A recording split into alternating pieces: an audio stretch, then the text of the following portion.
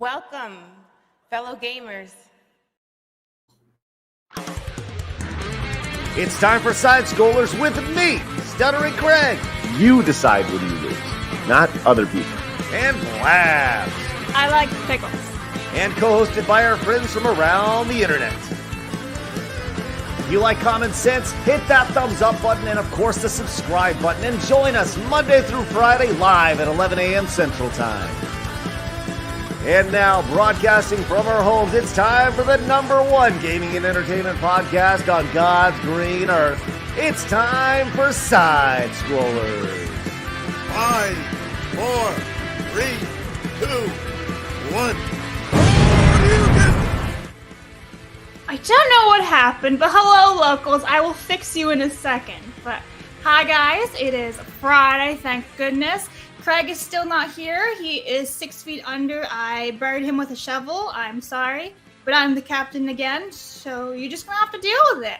But thank you for being here. Extra Zero, how are you? I'm doing great. It's Friday. I can't really complain about anything on that front. And I'm a week out from going on vacation, so... I want vacation. That'd be nice. Soon. And our favorite bird. Hi, Savvy. How are you? Hello. I'm great. I didn't know it was Friday because time is a linear construct that has no meaning to me. She's like, time is fleeting. I don't know where to be. But, yes. Hello. I'm sorry, locals. I will fix you. I don't know what's wrong with it. Let's try that. Oh. Anyway. Hi! Sorry, I'm like multitasking trying to fix locals at the same time. We also will be joined by Epic Mike whenever he shows up. I think he's currently on daily right now. So there is that. But, Savvy, you have a story about Fruit Loops. We're just going to jump into it and we are really just gonna, there's not even like a cool segue. No, did we're you eat just any cereal when you woke up? Raw. We're going raw with your almonds. Go on. All right. Fruit Loops. This is a terrible, just cold entry because it's not really that funny.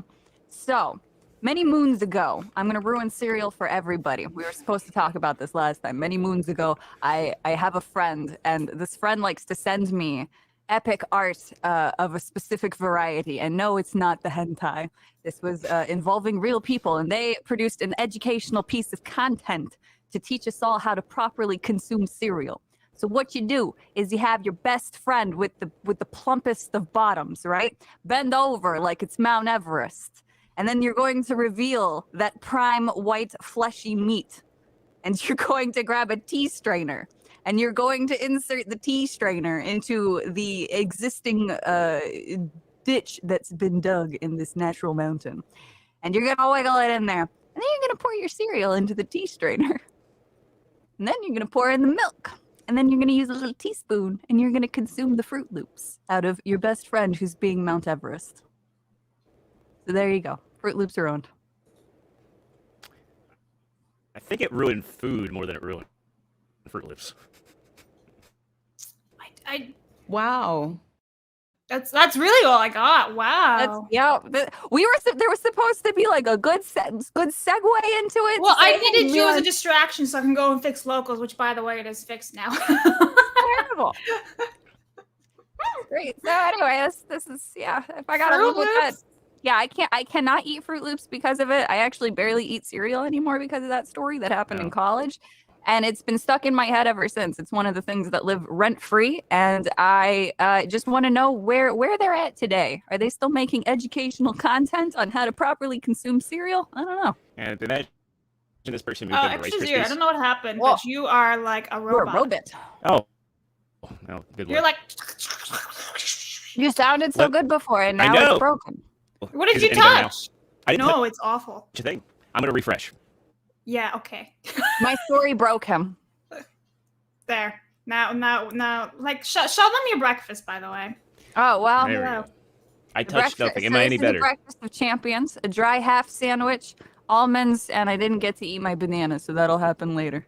I love how she doesn't even use, like, a real plate. It's paper. Well, I have to use a plate instead of a paper towel because my husband's not having it. So if I don't use a plate, he'll yell at me. And then I won't get to buy any manga. Anyway, Extra Zero, how does your mic sound now? Let's test it. Is it any better? You're good. Yeah, you're good. I'm good? Okay. Yeah, to the Fruit Loop story, I mean, I wonder if that person switched over to Rice Krispies, and then, when you start hearing somebody walk into the room, snap, crackling, and popping, you know to... It's such a missed opportunity. Yeah. Oh, Blabs no. looks horrified. I've not ruined Rice Krispies. Don't ruin Rice Krispies. I never I've get heard to them eat them, ruined. and then when I do, it's an absolute treat because I don't eat them because they're absolutely horrible for you. Mm. I only ever have them now. There's this one ice cream place where I used to live, and they have Rice Krispies ice cream. And it's Rice Krispies Treats ice cream. And that stuff is so good. So I kind of like wait. I'll be like, yeah, we'll go there. I'll get the Rice Krispies Treats ice cream, and that's where it's at. I just want to talk about treats now for the rest of stream, and I won't ruin them, sort of. I promise. I can't really promise that. Okay. Hungry. You're scaring me a little bit. I'm just saying. This is still tame. Is it? It is. Okay. All right. Anyway, well, Mike will be joining us whenever that is. I don't know where maybe it's Josiah killed him. I don't know. Maybe they're taking turns killing each other. I don't know. But thank you for being here, chat. If you guys could all slap the thumbs up button for our wonderful panelists today, that'd be really cool. We're gonna try to get to 1K before the end of the stream.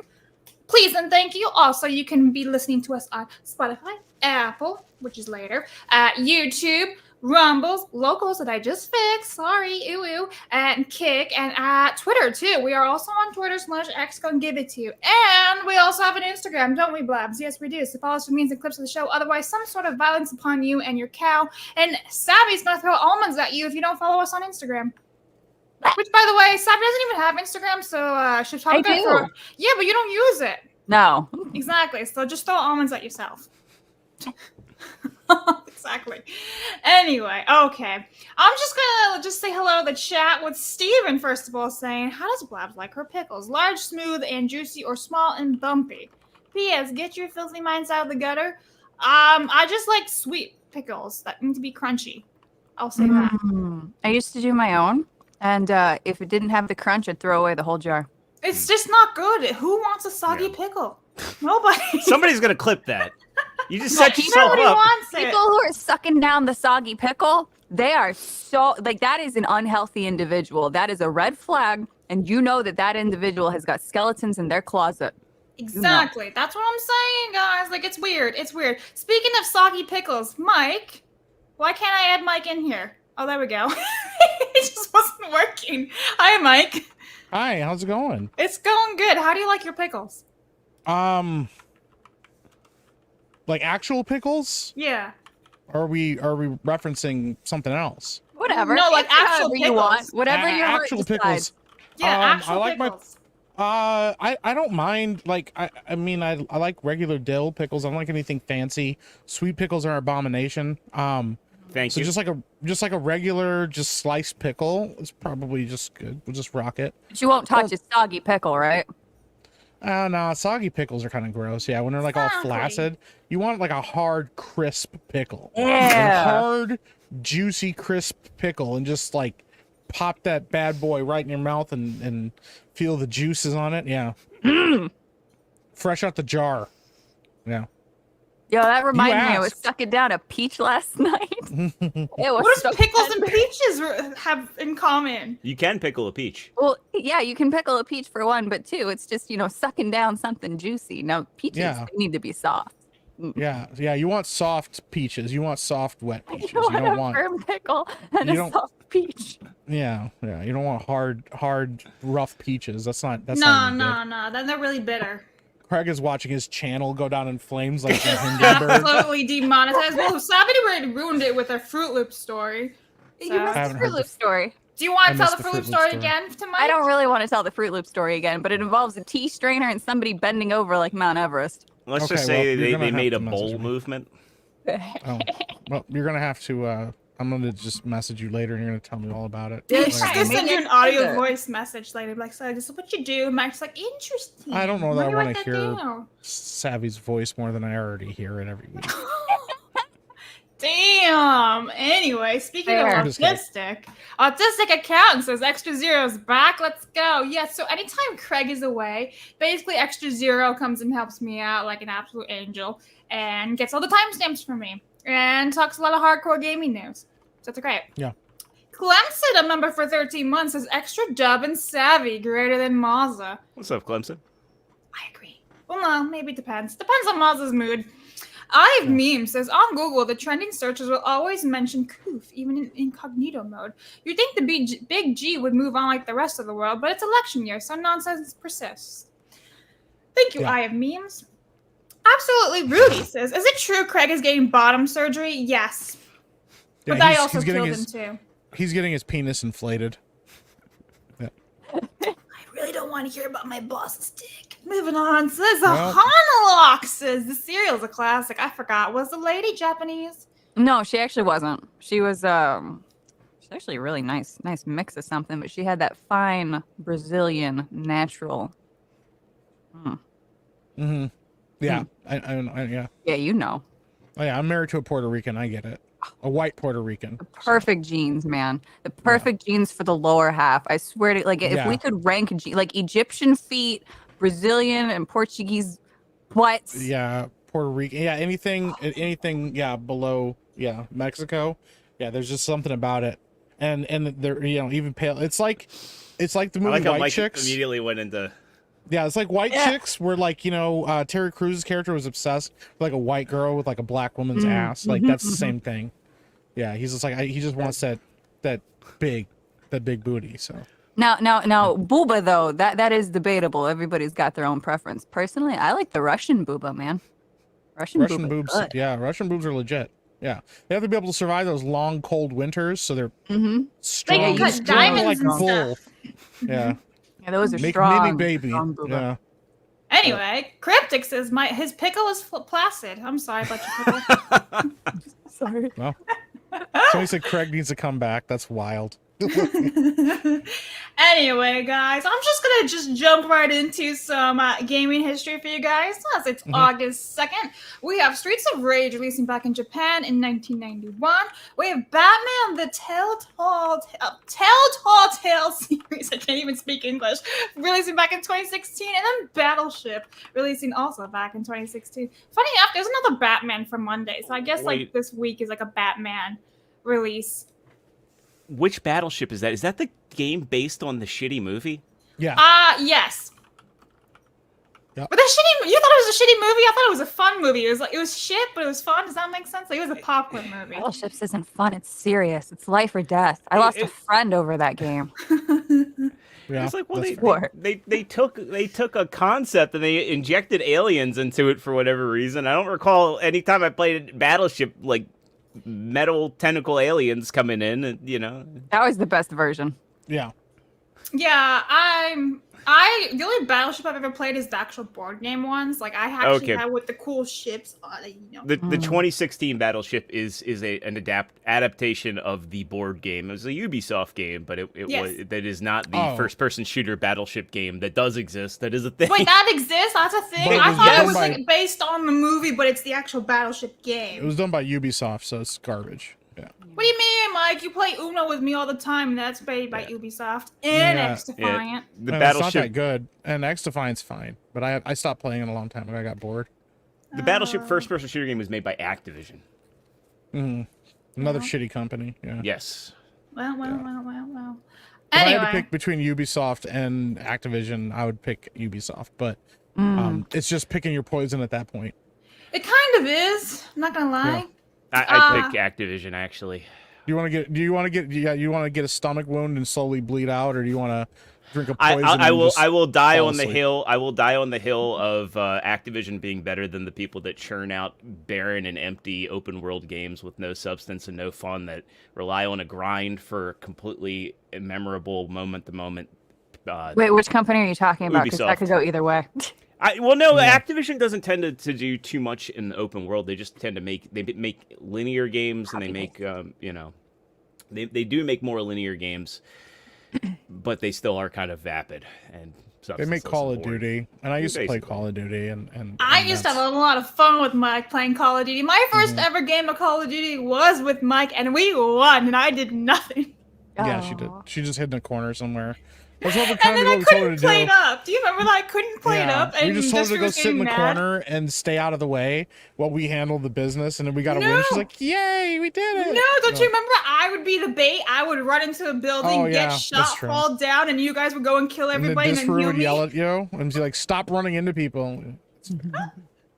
It was great. I had a fun time playing Call of Duty. I actually miss Yeah. playing it. When it's fun, it's fun. But when it's glitchy and absolutely awful, it's I hope the next one's gonna be good. We'll I doubt see. it. Yeah, but- we'll I see. know. Pressing X for doubt. But it's going to be whatever. free on Game Pass, so I guess I'll install the 175 gigabyte game for 5 minutes, play it, and realize that I hate my life. But I don't hate my life that much, and then I'll uninstall it again. There you go, and you'll just Yeah. you'll spend more time installing the game than you'll actually play the game. Yes. That's the sad irony. It's Yeah. it's pretty sad, huh? Mm. Anyway, Mike, are you Yeah. okay? Yeah. I mean, we're just slowly watching the world implode, and it's kind of sad. Anyway, so speaking of, imploding and everything, guess what, guys? It's my favorite section, your favorite section. It's basically no. Craig's favorite segment. It's Oh, hard no. news.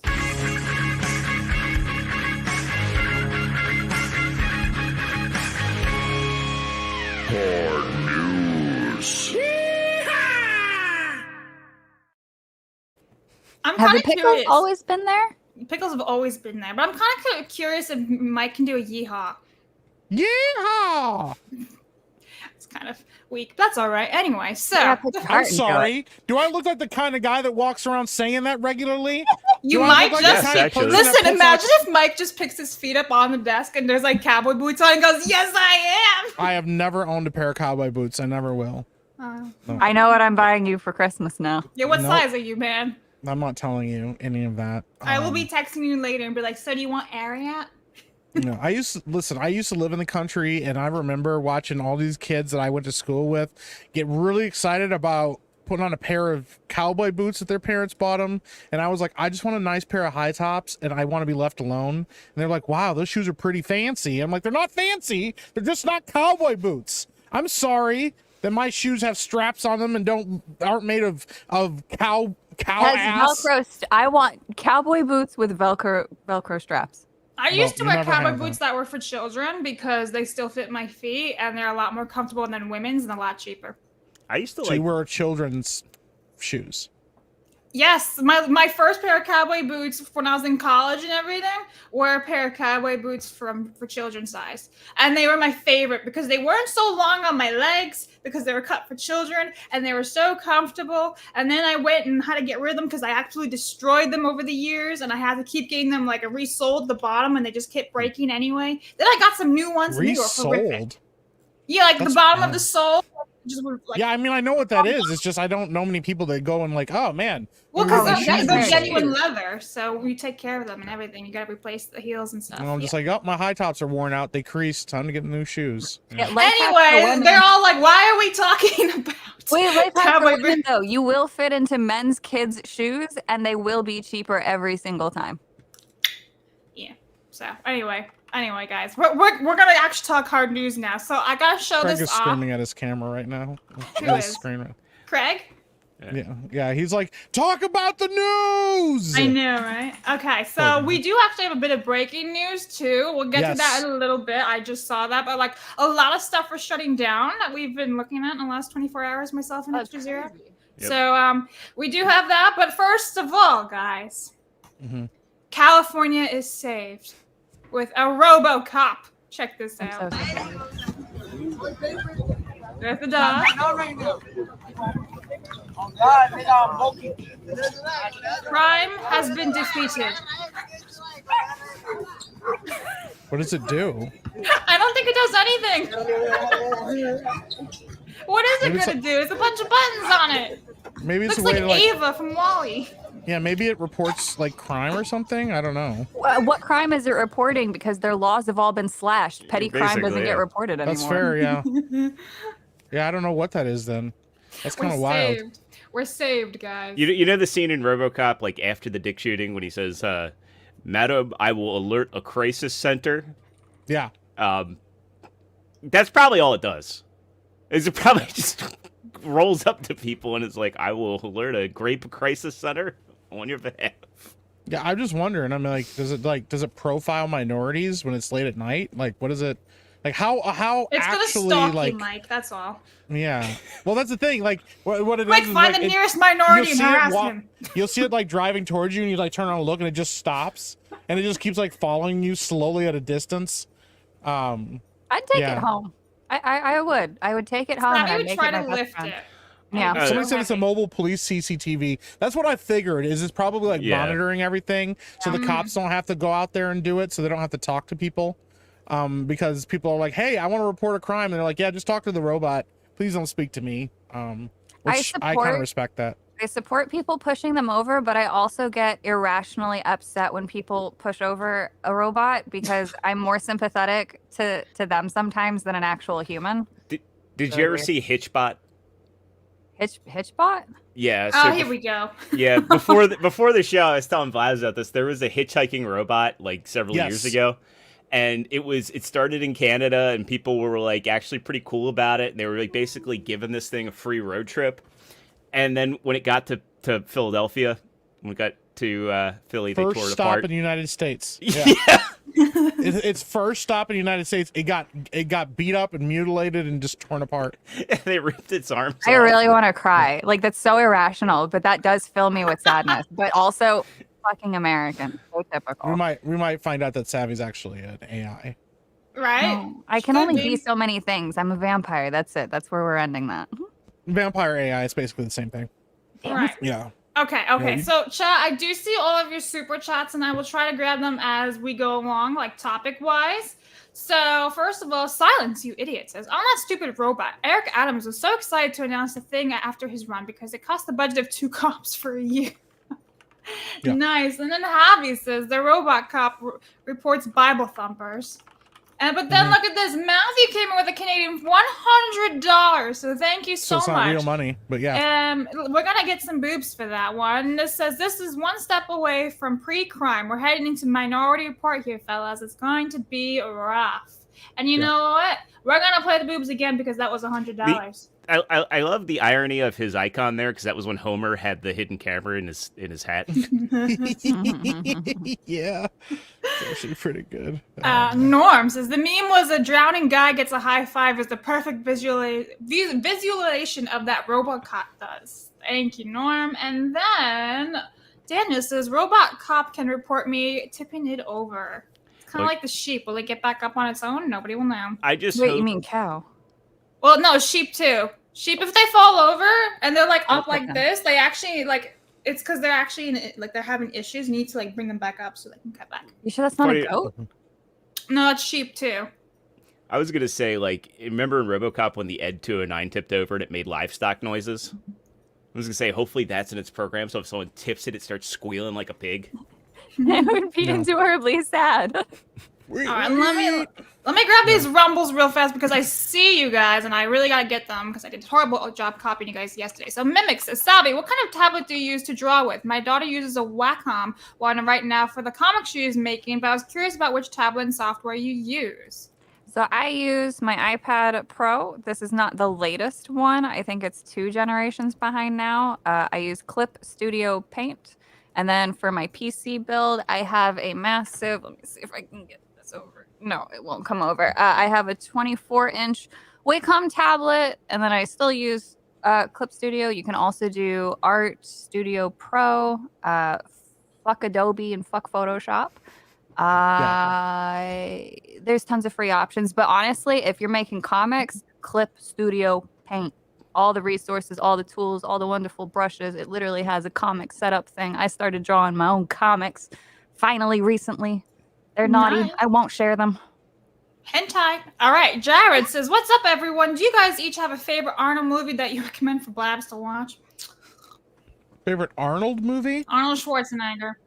Yeah, have you seen True Crime? That's a good one. You mean True Lies? Or True Lies, sorry. Yeah, True Lies. That's a good one. Okay. Blabs, have you seen that? No. Dude, for $1 says we got an extra mic today. Hold on, Blabs, have you seen the original Terminator? Have you seen Terminator 2? No. Terminator This 2 isn't is- brand new information, Mike. I have not seen these. I'm Oh, not a Blab, big I'm Arnold sorry. I Schwarzenegger. don't keep up with all of your lore. There's a lot of people on the internet, and there's a lot of lore going around. How have you not? You haven't seen Predator? No. Anyway, General Duality says epic movie Blabs. daily and side scores. Let's fucking go. Hell. Yay. And then Dude says the video game based on the Michael Bay Battleship movie is actually surprisingly fun. Look at Mike. You haven't seen Terminator 2? No. Blabs. Michael Reality says they have a Dalek on the beat. Criminals beware. That's true. It does kind of look like a Dalek, the Robocop. Conan the Barbarian? No. Oh But my guess God, what, Blabs. Guys, hang on. We got Kindergarten boobs. Cop? No, Valkyria Winter just donated $50 over on Rumble saying, I'm Oh, wow. so wasted, but I want them feet savvy ew in the group, but really hail to you all. Love you all no matter my drunkenness as an Aussie. So yes, feet savvy, epic Mike, hail, and Blabs, you are wonder. I have never seen so many people so aggressively pursue a person over their feet before. It's kind of weird. insane. It's kind of it's weird. wild. But Yeah. then Valkyria comes back with another $50 on Rumble and says, plus need boobs as a mate and love boobs and ask the first descendant way. Scal, God, I'm so fucking drunk. It will down. Blabs. And then he follows up with a $5 saying the Aussie never stops, drunk or not, love you all. And then we're caught up. Good job, Blabs, but not good job on not seeing any Arnold Schwarzenegger movies. You will be the okay. guy was a cultural icon. He has books. Conan the Yeah. Barbarian, the You Terminator, will be Predator. Commando, Predator, You will be okay. You the saw Running Predator. Man, You will be okay. Twins. The more you harass me about this, the less chance I am gonna watch That it. is Just not bounces true. right No. off of me. It just I bounces can right off. harass you enough that you will cave. It Blabs, will have you not seen happen. any Arnold movies? Yes, I saw the stupid doll Christmas one. Jingle All the Way, I think it's called. Predator? Yeah, you saw Jingle All the Way. You Yeah. haven't seen Batman and Robin? I don't think so. Everybody, chill. Oh my God. Wait, you haven't What are even we seen doing? Batman and Robin. I don't think so. Hold up, Listen, you haven't seen Batman and freaking Robin. Now we got Savvy coming after you. That's all right. Oh, look Sorry, at you can that. come after me all day long. Steven, for $100, says Blabs needs to take a day off and watch every Arnold movie. Yeah. Here's boobs. Bro, you again. haven't seen Batman and Robin or Predator. I don't watch American entertainment and I've seen them. Yeah. Mm. Like when I've seen a movie that somebody else hasn't, you know there's a problem. It's all right, guys. We'll be okay. No, it's not. I'm not okay right now. We have to go on, guys. We got a lot of topics today. We do have to. Yeah, we need to get You through know, these it's fair topics though. I've too. never sat through the Titanic, so whatever. You know what? That's fine. Well, It's- that's it's okay. not- Titanic's pretty mid. It is, and it's very Thank sad. you. It's like, oh, yay, you're making a movie about a disaster that thousands of people died. Nice. Anyway, Only I reason have. men watch it is for boobs. So Mm-hmm. Yeah. Kate Winslet's boobs. Okay. Yeah. Well, guys, we'll move on. We'll move on. Okay. Uh-huh. All right. So I just have to share this real fast. This is playing Lego games as a kid was fire. Now I'm assuming everyone here has played at least one Lego video game back in the day. What's that? One Lego video game? You don't know what a Lego video game is? Don't start coming after me, Blabs. You haven't seen you've seen one No, Arnold you're movie in your asking me whole what life. that is, and I'm genuinely a Lego asking. Arnold game. Yeah. Where it's just all the Mike characters has he's ever actually played in played some cinema mod. coming together. I have played a lot of Lego games, so yeah, they're actually pretty good. They're amazing. So these four are probably like the best Lego games, I'd have to say. Anyway, that was just a really quick hit of, my youth. Next up, guys, we have 60 TikTok staff hospitalized after mass food poisoning in Singapore. And it left basically 57 people hospitalized, which is Wow. insane. First of all, What are all they these doing? ads sticks out there. You need to stop it. But yeah, parent company ByteDance has begun its own internal investigation. The mass food poisoning involved sending 17 ambulances to ferry people to the hospital. That's Interesting. rough. Maybe it was like China trying to take them all out. Who knows? Yeah. I don't know. Somebody followed a TikTok how to cook a video and ended up almost killing everyone. That's Yes. really what it is. Yeah. My They kid saw did it the the- other day. They saw the Yeah. chick with the Cheetos and the steak in the sink thing. Yeah. You probably dude, don't make recipes you find on TikTok, please. Oh. Oh yeah, they're disgusting. Like I don't even have TikTok, but they make their way over to other social media platforms. I'm like, that is disgusting. Why? Yeah, Why are we you- doing that? You You know, don't it But, even sucks watch because horror like movies either, Tasty apparently. used to have good recipes. Like they were like kind of an all. Well, I think they got absorbed by BuzzFeed down the line, but they used to be like shorts. On, BuzzFeed ruined YouTube. everything. At BuzzFeed first they were ruined a lot of fun, stuff, and then they were like shit. Top 25 Disney moments of all time. Click, click, click, click. Gotta put Yeah. an ad on every page. Oh Yep. yeah, it was awful. I really liked the Try Guys back in the day, and then they went so like commercial. They and- went very soy. was yeah, what they- commercial and soy, and it was just blah. But moving on, I know you guys are all excited for this. Assassin's Creed merch, yay! Oh, would they So, steal this time? Yeah. Assassin's Creed Shadows. Are you guys going to pick up some Assassin's Creed merch? I mean, I think it's actually beautiful. I'm not gonna lie, it's beautifully detailed, but hard pass. I love Nemesis, but this is a no from me, dog. Yeah. Yes. Yeah. But they got so much merch. I don't know that I've ever seen this much merch come out for a video game and get marketed this heavily. Like, I mean, I know sometimes like stuff happens, but like this game, like nobody was excited for this game. Who are you selling this merch to? Who are you marketing this to? It's one thing the if you like normies? release a game and it's super popular and they're like, oh, we got merch for this too. Oh, you can get your favorite characters. Nobody was happy for this game. I don't even know what the name of the main character is. I know there's a black dude in it. That's true. That's about all Maybe I his know. name is Epic Mike. No, I wouldn't be in that game. It'd be an Afro Samurai game though. All right. Well, Mike, would you like this item instead? A Pop Groot is Doctor Strange is coming out. You can pre-order it, basically. That makes me very angry. It makes me irrationally angry. It's Like, a if that was Groot Doctor Strange. If Funko. Groot was real, I would kick Groot into a wood chipper. Yeah. I'd kick baby Groot into a wood chipper for real. Yeah. Yeah. Damn, you hate Baby Yeah. Groot? What did he ever do to you? No, I didn't hate baby Groot until I saw that. Oh, I'm sorry. He was fine, but now I hate him. No, I'll He's bring him just back a for you. shell. There he is. And Also, where's- I hate Funko Pops. Like, I irrationally dislike that company, although it's for a good reason. So what they did was they threw away a massive supply for a tax break. Well, yeah, but like lots of companies do that. I mean, even Burberry but- does that. but not does that, not so to the they don't degree do that it. Funko did it. Yeah, 'cause it no, was 6.5 million in the Yeah. landfill. Mhm. Yep. Damn, Just they should straight just in give it the out to landfill. children in hospitals. Yeah. So Extra Zero really want to talk about this, and I forgot to bring it up yesterday. Did you It's all guys good. know that a Power Rangers actor has been arrested? Yep. Again? Another one? Another one. And that's what I said to Blabs, was that this has kind of been a string. Not necessarily string, but there's been some pretty high profile instances with Power Ranger stars getting in trouble. Wow. So he assaulted an elderly man to the ground in Idaho. Yeah. Isn't that nice? But So, there's been worse. all Power Ranger actors are weird. I'm just gonna say that. Not all of them. Like honestly, it was a shame that Jason David Frank died. I mean, granted, I think nobody really knows why. It seemed like he was having extramarital affairs, which is shitty. But you know, again, everything that caused his life to fall apart, it didn't need to come to that. Especially since he was very hands-on and very friendly with fans. You know, I think everybody has a good impression of like Walter Jones and David Yost and Amy Jo Johnson, you know, from the original cast, as well as the guy's been a voice actor in a lot of stuff. Johnny Young Bosch. A lot of people have very positive impressions of him, but you had like Ricardo Medina Jr., who was in 2 shows, including Samurai Rangers, along with this guy we just showed. And then last year, one of the original Power Rangers, Austin St. John, who's, I believe, changed his name, ripped off the COVID-19 fund. So he was like basically doing business fraud to pad his own pockets with money from the CARES Act. That's pretty based, actually.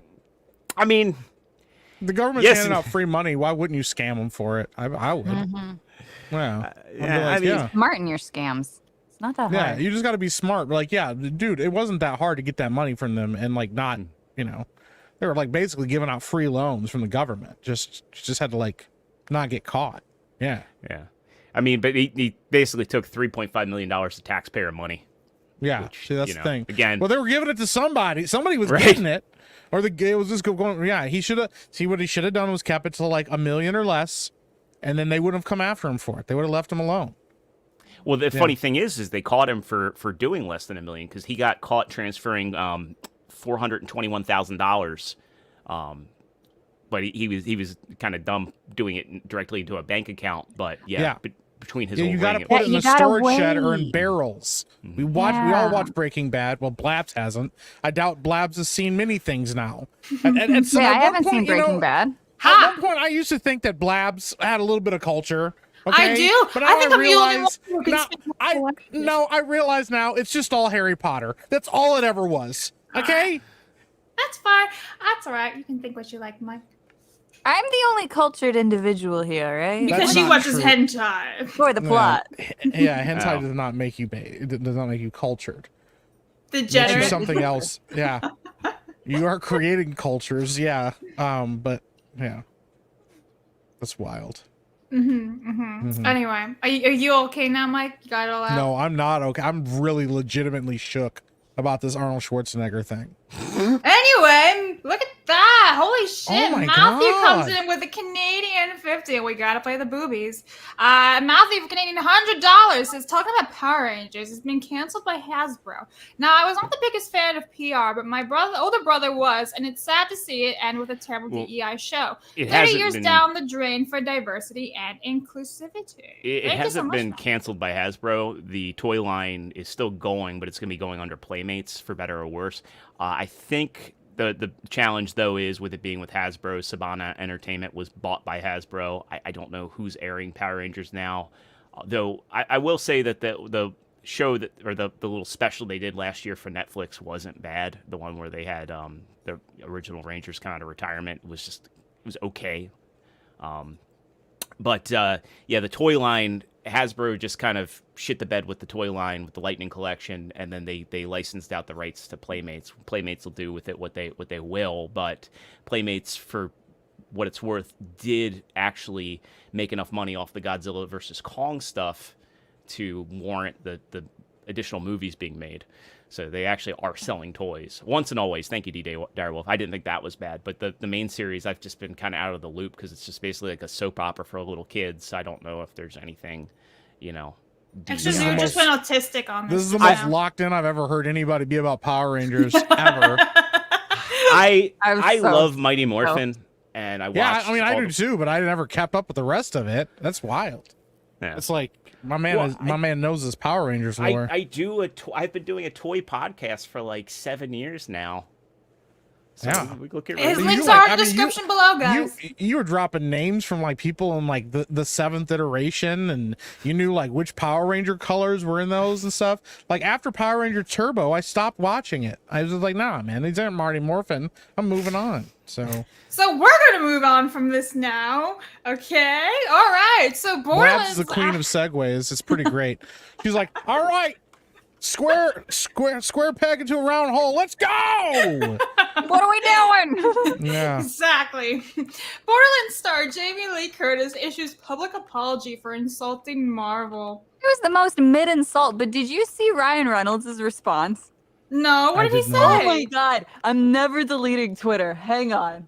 You I must will find get this. it. Find this for Yeah, us. what did she say about Marvel? I don't listen to Jamie Lee Curtis about Yeah, so anything. basically, she's asked what phase the Marvel movies are in now, and her response was bad, which kind of funny since in Deadpool and Wolverine, don't they allude to Phase 4 being bad?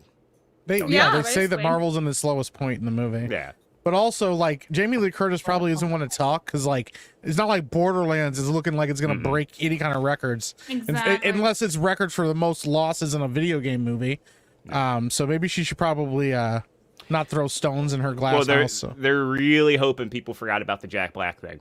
So Yeah, Ryan, well, that's I not gonna found happen. Ryan Reynolds. Oh, I linked it to you in the private chat. You know. You can... Oh, sorry, didn't see that. But Ryan Reynolds says, "Wait, is everyone expected to apologize for slamming Marvel post Endgame?" That's funny, hilarious. I don't know. I think Jamie Lee Curtis is a bit of soy for saying my comments about Marvel were stupid, and I will do better. I've reached out to Kevin, and I will no longer play in that mudslinging sandbox of competition we call the internet. Nor will I engage in the toilet paper promotion or gameplay that is designed for clicks, not content or conversation. This is Meanwhile, where she draws the mutes line. it about Yeah. conversation. Ironic, there, isn't it? Yeah, this is where she draws the line, by the way. Not other comments, not about politics, not about speaking out about other stuff. She's not allowed to say a bad thing about the Marvel movie because then she may not get work because she knows she's going to need work because fucking Borderlands is going to tank ass and nobody else will hire her right now. That It's fucking wild. Aren't they done with the Halloween movies, so she can't play Laurie Strode anymore? Yeah. They'll just bring back like Scream Queen or whatever, and she'll have like her job back again. I ain't bringing back Scream Queens. I'm sorry, Blabs. Oh, I don't You know about I Scream doubt Queens, but you haven't watched. Never mind. I watched it in college. I watched like season 1 or 2. I can't remember. You couldn't have watched one Arnold movie while you were in college.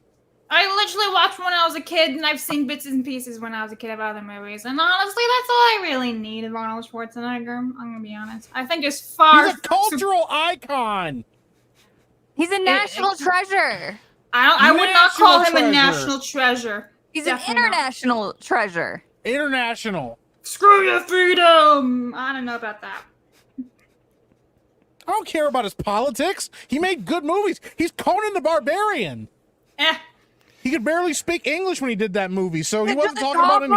It's so And also, good. yeah, get to the chopper. I wonder if they're going to make that second Conan movie because they were talking about it.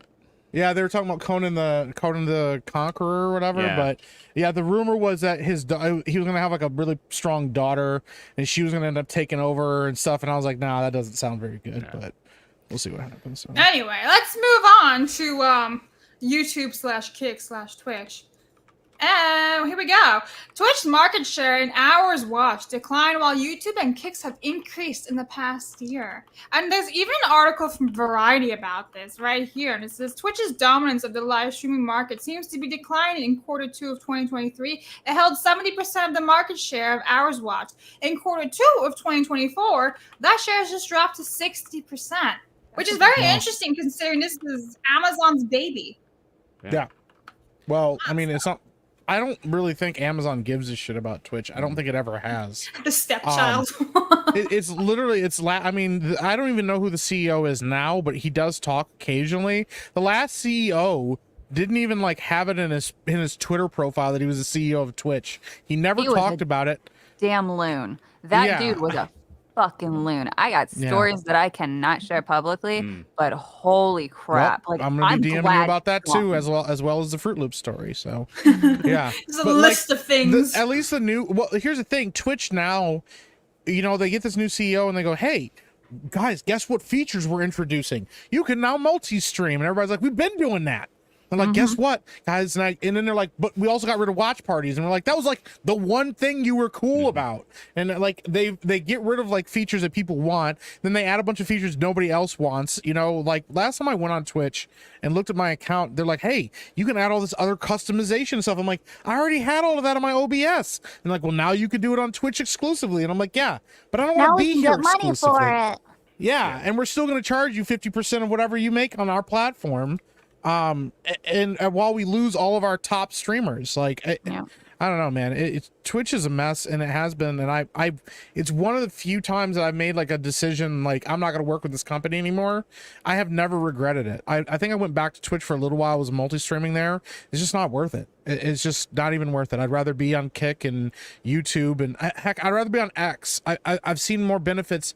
As far as like new streamers and new people watching me on X than I have ever with Twitch and its non-organic growth. So I don't know. Yeah, I gave up Twitch years ago and I had like a partnered account and everything. It's still monetized. I won't touch it. I don't want them to have my money. They are awful behind the scenes. Most of the staff abuse their positions of power. I was involved with two people who were. One of them got terminated directly related to me. And it's the people who actually give a shit in the company, they get bullied and pushed around. Once they start actually using their power for good, they get completely switched to a different department. It's a bunch of insane people. Yeah. The work environment's terrible. It's very clicky. Like you think You think Hollywood's bad? It's clicky. Yikes. I also don't like how censorious the chat is by default. Like, so I'll mod for friends over there every Oh now yeah, and then. words. Yeah, So nice. and yeah, like last time I was modding for John, it was like I had to uncensor tons of basic words that weren't even offensive. It took me back to like when I played Phantasy Star Online on Dreamcast, and the word basement was censored because it had the word semen in it. Yeah. Wow. The more you know, Censor right? Semen. Yeah, don't censor semen. Yeah. It's All pretty wild. right. I'm watching Savvy do the math in her head. She's like, oh, yeah, the word is in there. Yeah. Oh, it is. Yeah, it is. I hate to type. You know what's funny? I actually wanted to go and stream on Twitch like last week or 2 weeks ago, whatever it was, with like restream. I wanted to turn Twitch back on, like a little button where you just flick it on to do that other one. But you have to pay to have 3, so I was like, nah, never mind, not worth it. So Lab's that's just like, flicking her button. Gotcha. what does that even mean, man? Anyway. You know what that means. Stop acting like you don't know. All right, You're we're not- gonna move you're on not to innocent. some.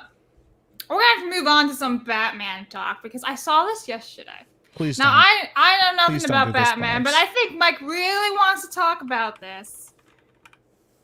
Look at Mike. Why are you pretending to be Beardo over there? It's not good. I just don't want. It's Not good, bro. cringe protection.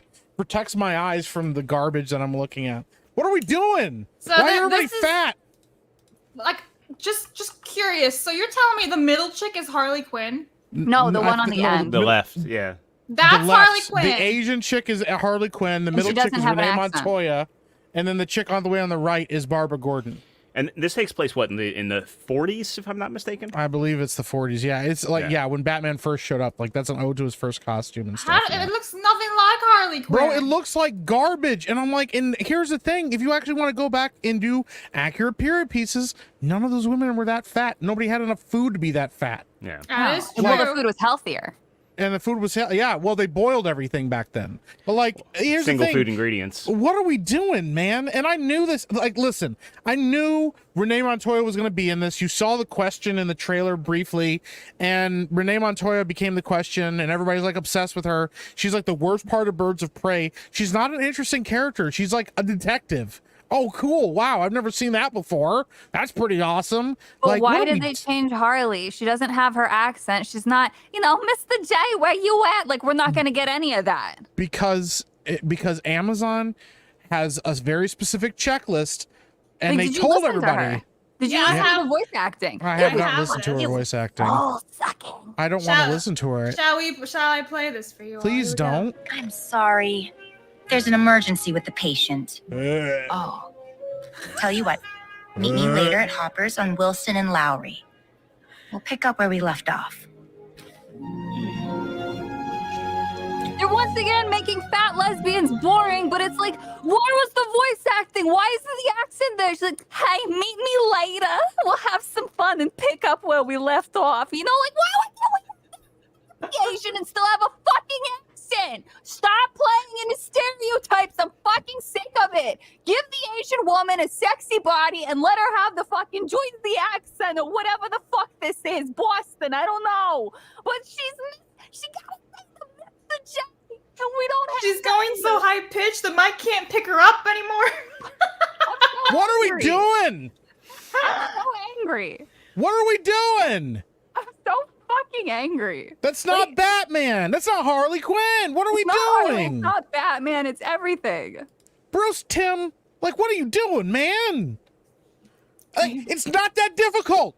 Batman really the Animated isn't. Series, one of the most critically acclaimed, beloved cartoon series ever of all time. One of the best. And all they had to do was go, hey, we're doing kind of like a new reboot of it in like a different time zone. Everybody loves like the noir feel of it and everything. They wanted to be slightly different. And instead they were like, yo, you know what we could do is just put a bunch of fat lesbians in it. Isn't that cool? You're like, It's so nah, fucking not really. stupid. Bro, what is this garbage, bro? What is this garbage? Like this, oh my God. It's so You're sucky. very It's a close waste to of being time. brother. Ooh, brother. Oh, brother. Ew, brother. Ew. What's that, brother? What's that? We need that Oh, clip brother. on the channel. Listen, Yes. the thing is, it's a slant. It's one of those things. It's an easy layup. And if you want to include Renee Montoya, if you want to do this thing with Harley Quinn, then do it. But like, I don't understand the concept of even making Harley Quinn Asian. Like, there's this new push because, you know, the thing is, a lot of people don't realize Harley Quinn isn't from the comic books. She's from the animated series. She was written specifically to be Joker's girlfriend. And then he treats her like garbage and abuses her because guess what? That's what bad guys do. Yeah. They abuse people. Can't have that anymore. And No, then a bunch of everyone has weirdos to. wanted to have a relationship like those two and thought it was cute and cutesy. Yep. And now all of a sudden it's toxic and they go, yo, we need to split Harley off. We need to do our own thing. And now she's like an Asian, like, and even her costume doesn't even look normal. Yeah, and that's the other thing too, is like, yeah, they're like, oh no, I'm not with Mr. J anymore. I'm not obsessed with him. Like, dude, what are we doing, man? Like, bro, this is garbage. I can't stand, and this is the same guy. Like, Bruce Timm worked on the animated series. He knew what made that show good. And this shows that, like, these people have just been waiting in the wings. They either been waiting in the wings for puts this garbage out and somebody stopped them from doing it, or they've become so insane over the last 20 years that they don't even know what good art is anymore. Like, this is wild. This is the same guy that reinvented Mr. Freeze and turned him from like a goofy, weird one-off character in the comic books to what we know as Mr. Freeze now, like the cold, calculating doctor. Like, dude. Is there someone above them who's doing this? Like who sat there and said that this was a good idea? Because did they not want to hurt his feelings? Were the fifis involved? I just don't understand this. How does this explore or change Harley Quinn at all? Like, are they tapping into the fat Asian lesbian side of her with poor voice acting? And like, the thing is, Renee Montoya's like big shtick is that she's a lesbian. That's like probably her biggest claim to fame, is that she's a lesbian, and she becomes the question later. But like, that's it. That's her whole shtick. And like, now because Harley isn't with Joker, they're like, well, she has to be with somebody, and so Ivy's not around, so let's just make her be with Renee Montoya. And that's the other thing too, is like, you can't, these people don't like it's wild. You don't even understand like what lesbians are like. They don't just like make out with every woman they meet. No. Like, that's not even how like regular people operate and stuff. They're just like, oh, well, if she's a lesbian, then every female character probably should be into her and she should probably be into them. But like, why? Nobody cares about any of that. Where's Batman? Imagine watching a Batman show and not having any goddamn Batman. And that's not even talking about the Penguin. Oh yeah, Oswald Cobblepot? Like some bad fan fiction crossover. Bro, she's got straight up if you got a picture of her, look at that big back energy. Listen, I'm a big dude. I'm a heavy set, overweight man. And that bitch has got big back energy, bro. That her back and shoulders are so big, bro. I can't tell. It looks like she's wearing a bulletproof vest. It looked like she got stung by a bee up top, bro. Another thing is too, she's supposed to be the Penguin. You know how tall the Penguin is? He's 4'6". And got poor posture.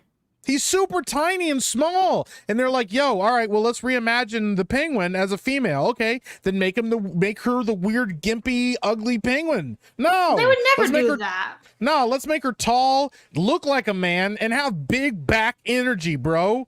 What's the voice acting for that? I haven't heard. I don't know. It doesn't look good though. I haven't seen anything. Let me see if I can find something. She probably talks like this. Hey, Batman, it's me, the Penguinette. Bat, you fucking ready to go? Yeah. I've got my umbrella inside. It's not bad luck when I do it. I'm wearing a tux. Doesn't that make me cool? It's ma'am. It's ma'am. Bro, this is awful, bro. Like, what are we doing, man? All right, I think I found something. We'll see. What is this? Shit! No, that's a still. You broke the internet, Blabs, because you haven't watched anything with Hang Arnold on. in I can't take female penguins seriously. You can't, and you shouldn't.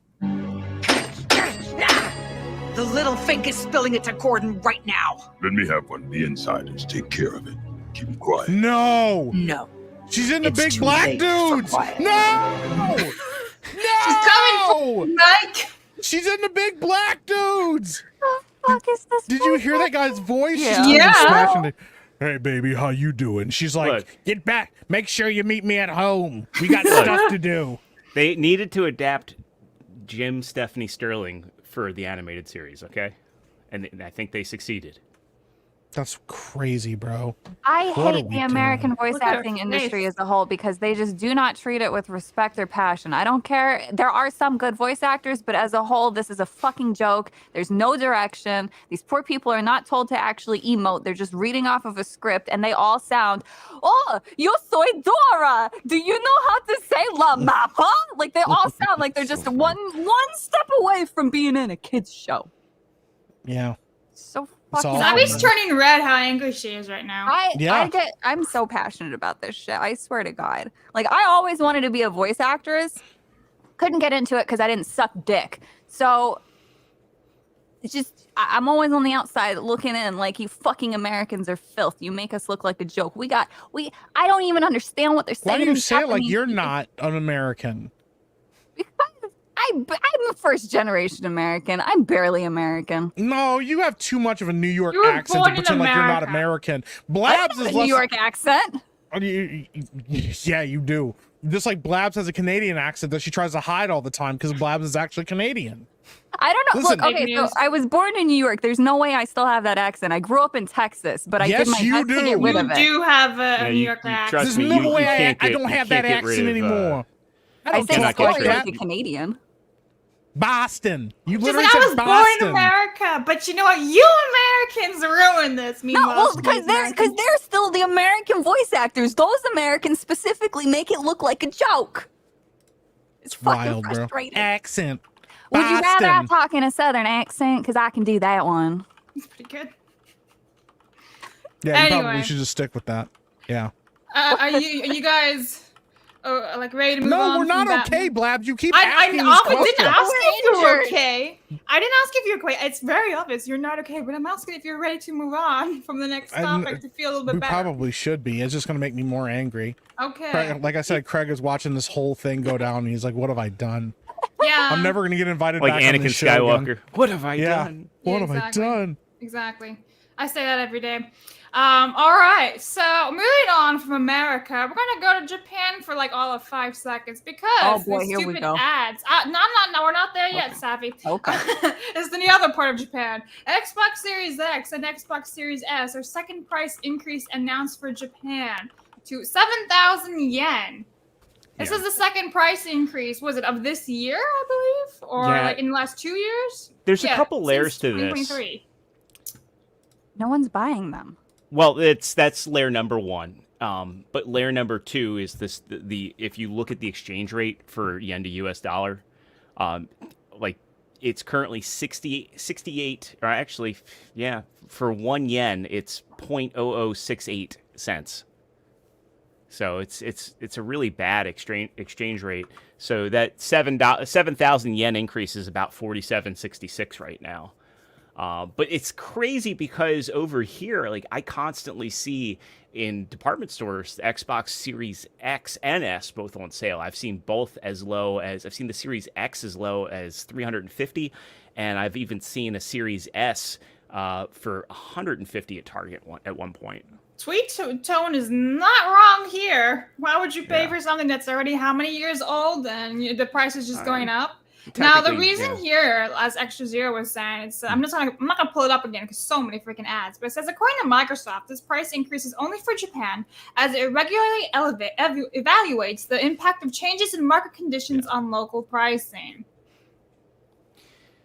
Yeah. And I guess the other question too is how much of a footprint. Now I know that Xbox has never really had a footprint in Japan, but it is important to note that the Series S was the best-selling Xbox ever in Japan, and they kind of chalked it up to potentially the form factor of it.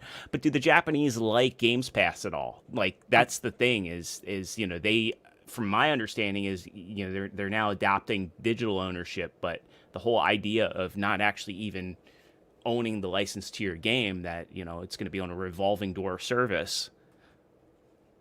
Yeah, they don't really mess with any of that stuff. I think it's sold though because it doesn't Xbox also offer some other stuff? Like can't you watch movies and shit through it? Well, yeah, it's basically turns any TV into a smart TV. Yeah, essentially, like you can watch Netflix on it and stuff, or Disney Plus.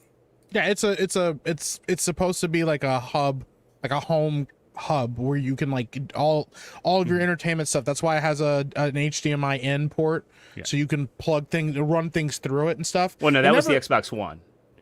Does the Xbox? The new Xbox doesn't have that anymore? That. Yeah, they got rid of that. That's wild. Yeah, the Xbox One was called the Xbox One because it was supposed to be a one-home console. The one device you need. And yeah, they got rid of the because I actually like the HDMI in because until we moved in 2021, we were still using cable and we did set-top boxes. So I'd run it through the Xbox, and I preferred it that way because it had a pretty good UI. And well, you could also like run other consoles connected to it and stuff. Like so, like it was kind of a nice thing to hook up all your stuff to. But yeah, I mean, the reality is, I know people have been talking about this, and I'm starting to believe that this might be the case. I think Xbox is just hard pushing for them to get out of the console market in 100%. General. I think that what they want realistically is to go back to what they were trying to do with the Xbox One, and I think we'll end up getting something more like a Stadia, where it is like facts. Yeah, we're gonna get like because they're already testing it with cloud gaming in general, and it's already on Fire TVs. Is it really? Native app? Yeah. So they have the Games Pass app, the cloud gaming app, is already on cloud TVs. I think that what they're going to do, because they announced that what was it that deal with Amazon. And I mean, obviously with Fallout going on, they're obviously interested in some sort of relationship with Amazon because the new Fire Stick has the app built in natively, and it can do 4K streaming from what I understand. Whether that's, how well that works is debatable. Yeah. But I think that that's what they're going to do is they're going to partner with Amazon. You're going to get a Fire Stick, maybe green with the Xbox logo on it with the controller bundled in, and that's what they're going to want moving forward.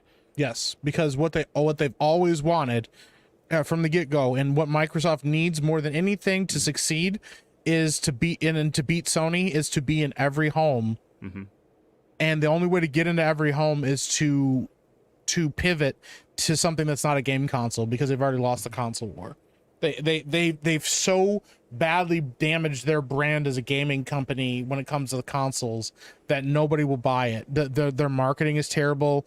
As much as I like Xbox, I like their controllers. I've been an Xbox guy since the first Xbox came out. The Xbox Series X is one of the worst names for a console that's ever been in the history of consoles. It's worse than the Wii X U. gonna give it to you. Like what are we doing, bro? So I think that the eventual thing will just be like, Game Pass on your Fire Stick or on your smart TV, and you can just play games remotely, and that's awesome. And they'll probably eventually release some kind of console that maybe boosts frame rate and boosts performance that isn't anything more than like a digital housing unit, so that you can play more hardcore games on it. That's why they keep pushing. Remember the FTC leaks. Stuff. Yeah. The FTC leak said that the next console in 2028 is going to be a cloud hybrid console. Yep. And I don't like any of that because I don't either. I have great internet, but your internet, I came in sounding like a robot for a little bit, and I have gigabit Ethernet here. Still, it's not the most reliable thing. And technology is not perfect, and if it falters, then you can lose everything. And I didn't realize that when I was younger, but now that I'm older, I'm craving physical media. Yes. Like I was so over this. I didn't want it at first, but now I'm like, no, give it back. Now that I kind of know about the repercussions of going digital and like kind of what's going on in the world too, like with any outages, like look, have your fucking wars and your shit, but if you're gonna start targeting power grids and start messing with my entertainment, I'm upset. And that's when you're gonna need the entertainment is when. Yeah, when shit's going to hell. When the world's burning outside, I still want to watch a great Arnold Schwarzenegger movie, all right? Yeah. Let me grab some Rumble Rants. Sorry, Mike. It's just that I see we got a lot of topics to get going. Okay. Mark of Reality says Titanic is a Leo DiCaprio movie, therefore nobody cares. But then, holy shit, Valkyria Winter comes in again with another $50. And he says, Blabs, you make side-scrollers and the rest. Love you all. Yes, Aussie drunk, but we are the best drunks indeed. Love the chat and love you all. So, Scal and Savvy, please, with the uwu we need. Oh, he wants you to say uwu. Will you do it, Savvy? Uwu? Thank you, Savvy.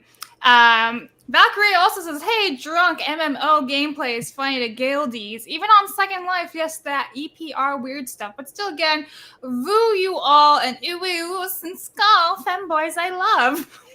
Was that English you just spoke? I read everything word for word that he wrote down. Valkyrie then comes back in for 5 and says, Conan is OP, the game is OP, and love it with making slaves that Conan Exile's best game.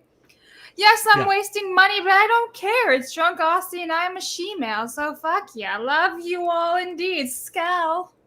Oh my god. Thank you, Valkyria. Someone should take the beer bottle from him. Saint D12 says, Harley Quinn TV show on Max is far better than whatever that was. I agree. And then Dude says, making the Penguin trans actually finally putting the Penguin into Arkham makes sense. He was mostly a narcissistic crime boss. I just went with the theme. He belonged in prison, not the asylum. And then Jared says, do you guys have a favorite actor that's ever played Batman live action or animated? My favorite is Christian Bale. I mean, if it's animated, it's Kevin Conroy. Kevin Conroy is the best Batman that's ever existed. But I never thought I would ever say this in a million fucking years because I don't like this person as a human being. Ben Affleck is the best live action Batman that we've ever got. I liked his performance. It was solid all the way through. Yeah, the writing wasn't great around him all the time, but as far as his portrayal, the costume, his size, the way he's portrayed, things like that. The first time that you actually meet him, when he like crawls across the ceiling, there's bats flying everywhere and stuff like that. That's how Batman is supposed to look. And the thing that for me, and this is like a little mini rant, with Batman, the concept is you are not supposed to know that he is a guy in a suit.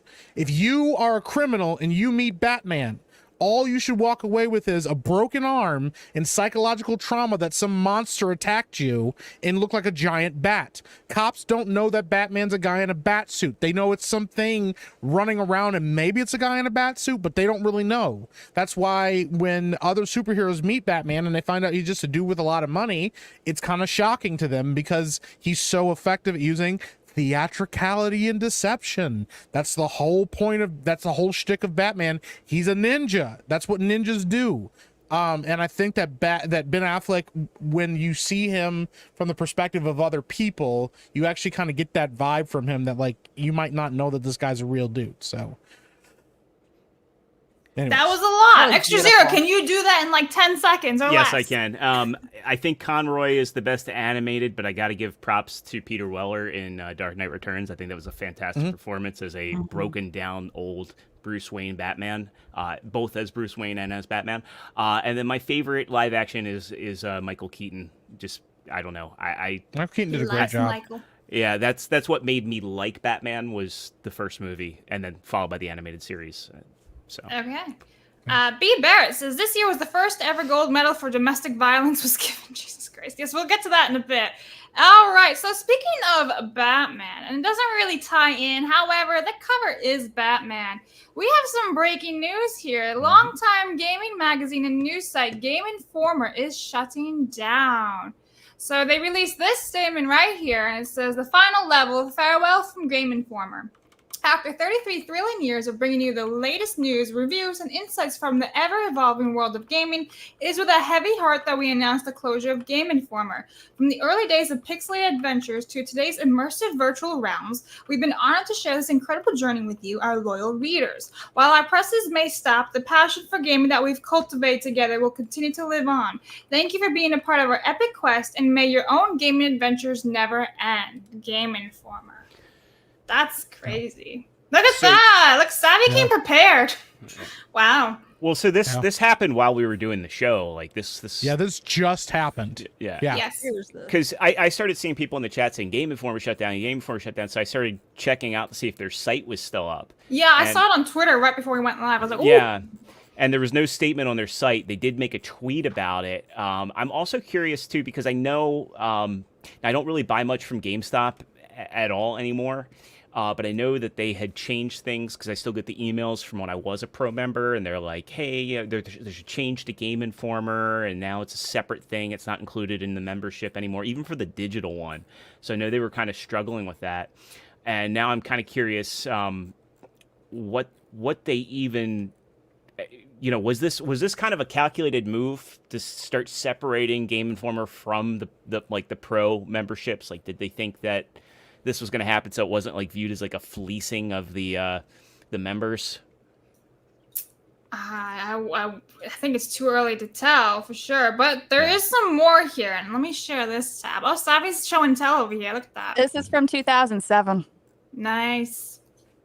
It's a shame, man. I miss when we used to have great magazines, like of any topic. I used to love getting Game Informer. Yeah, like I used to get so excited about it. I don't know where it is right now, but I still have like my Arkham City cover. That was like one of my. I was so hyped when Arkham City was coming out. I also used to have my my Skyrim cover, dude, like when Skyrim was coming out and all the hype around that and stuff. Yeah, but I do know that I read something. It's now deleted the tweet, but somebody leaked that apparently the Game Informer did not inform their staff before they released that statement. And so the staff found out through the tweet, and that guy's tweet was up for like 2 minutes and then got deleted. Is that what happened with Bungie? That is what happened with Bungie as well, too. Yeah. Yep. Wow. That's actually been happening a lot with companies where they announce this stuff on Twitter or somebody will leak the information, and then by the time they release a statement, people are just finding out about it on social media instead of actually being given a heads up. So yeah, that's awful. I think that's incredibly unprofessional. Yeah, that's terrible. Just be honest with your employees. But there is something from IGN that I do want to share. So apparently an actual employee, I'll just full screen this for you guys. Here we go. This is from Kyle Hilliard, who worked for Game Informer magazine, says Game Informer has been closed down by GameStop, and the entire incredibly talented staff, including myself, have all been laid off. A frustrating turn of events, especially considering we were about 70% done with the next issue, and it was going to have a great cover. So this kind of makes me think that, like, you're right, Mike, that these people didn't have a clue that they were about to be laid off. Nope. And Alex says, there are still people on staff who don't know what's happening yet. There's a tweet that someone higher up posted spilling the news. I'll have some stuff later today to say later today. But yes, everyone at Game Informer was laid off about an hour ago. That is insane that you guys, you don't even tell people. That's embarrassing behavior. Wow. Yeah. Well, this is really sad too. The next part said that it started in August 1991, so it's being shut down in its birthday month. Oh, that's funny. That guy that is true. That guy that posted that tweet has me blocked, and I don't know why. This Alex Van Aken guy? Yeah. Oh, wow. He looks like somebody that would block me. Never mind. I mean, yeah. He looks like somebody that would block me. So unblock me, asshole. He's gone and posted some stuff. So he says, I lost my job at Game Informer today. I'm heartbroken. It was my dream job, but my bills don't care. Effective immediately, I'm available for filming and video, blah, blah, blah. My passport and cameras are ready to go. I mean, that is a shame. You're blocked? I've never seen this person before in my life, I'm pretty sure. Who are these people? I don't know. Who are these people? Well, he's clearly not from 2007 when it was good. Wow. It is a shame that these people are not fighting now. Maybe I have talked to this guy. Via email or in advance before the whole world finds out. That's awful. I don't regardless of like whatever their political affiliation is. That's not how you do business. That's shit. Yeah, that's he cowardly. Me, so yeah, he's a coward too. So I'm blocked. Why do I care if he lost his job now? Yeah. Exactly. That is so weird that you guys got blocked by him. I kind of feel left out a little bit. It's probably a blockchain. Yeah. What's his at? It's Van Aken. Here, I'll put it in the private chat for you. Actually, let me just see if I'm blocked. Let's see if maybe it's just a block party. I want to see if Society's account is blocked. Oh. Yeah, it's just a blockchain. Oh yeah, it's not the Side Scrolls account either. So that's cool. Whatever. Anyway, that is basically the breaking news of the day that literally just happened about an hour and 10 minutes ago. Yeah. Wow.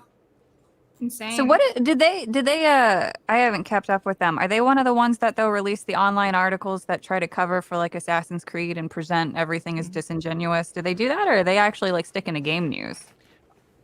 Are they doing anything? Aren't they just completely shutting down for good?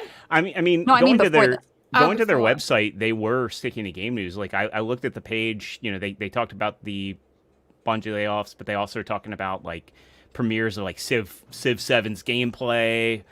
They didn't pull a Kotaku. Yeah, like they did an article on Squirrel with a Gun and, broke the release date of August 29th, which I'm excited for. Yeah, they didn't pull a Kotaku as far as I can tell. Everything on here, like, seems like just about gaming. Yeah, here's a Game Informer. It's just seems like news to me.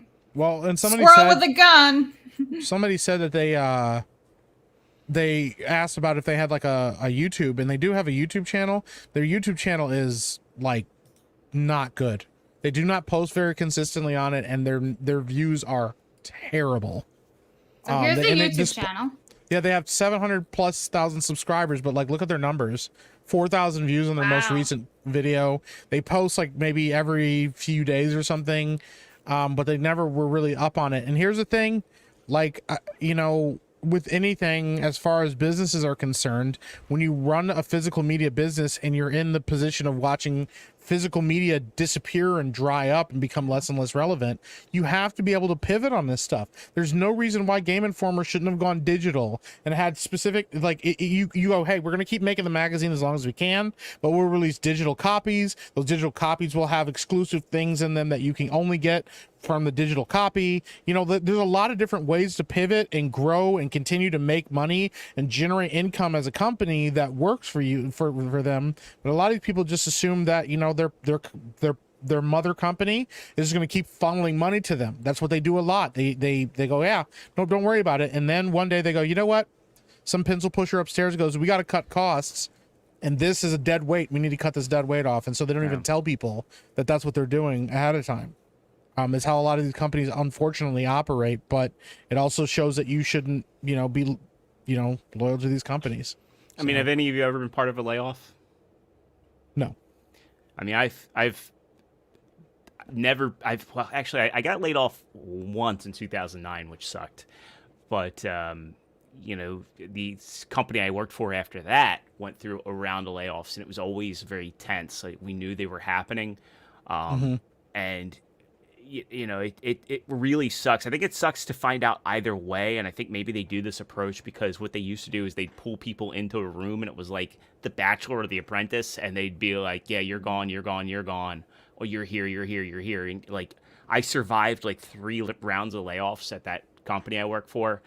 And then I was looking for jobs, when the first round hit. It's never a good situation. It's always a tense situation. And part of me wonders if the reason they take this approach is just because they think it's easier to rip the Band-Aid off than to go through. I mean, neither way is good. But yeah, 100%, man. I mean, well, the other part of it is like then they don't have to really talk to anybody. They can keep their doors locked and go about their day, and while the staff learns about it and gets vents about it on social media, but it's not going to get their jobs back. So right, and I mean also too, like, how many people have been through active pew-pewer training in office spaces? I know I have, and maybe that's kind of part of it. They're like, hey, if we do it in this manner, there's no prep time, people don't see it coming, and we mitigate that risk. Granted, you kind of don't, but you still create an odd and hostile situation, I think, when people find out that way, because their first response is going to be anger. Yeah. Another reason why I've worked for myself for 10 years. Lucky. Yeah, same. Yeah, yourself is always going to be the best boss. The last time I had like a job, they were like shocked when they're like, hey, we don't have enough work, and we're asking to see if people want to go home. And I was like, I will go home right now, and anytime you want to send me home, I will go home. And they're like, oh, well, most people aren't that excited about it. I'm like, I don't want to be here. So yeah. Well, let's change gears from one thing closing to another one, and this is where Extra Zero is gonna take the lead. And we should be pretty brief on this one because we got so much to talk about today. But 20-year-old ROM hack site that was a treasure trove of Pokemon fan games and JRPG translations wind down after achieving almost everything it set out to do. So Extra Zero, the floor is yours. So this one's kind of sad. So I listened to Mad Little Pixel talk about this last night, and he weighed in. Recommend his channel if you haven't checked him out before. And then also I talked to Rodimus Primal a bit. I've seen him in the chat. I didn't know he was a contributor to romhacks.net. The long and short is the owner of romhacks.net kind of goes into the fact that, and yes, you kind of know this from any ROM website, that they're basically the fun has gotten sucked out of it. It's a constant endeavor. He's dealing with a full inbox. He's dealing with a lot of demands and looming legal threats. Nintendo probably being one of the bigger ones, because like Vim's Lair and other sites have faced issue running hosting ROMs on their sites, whether they're available or not.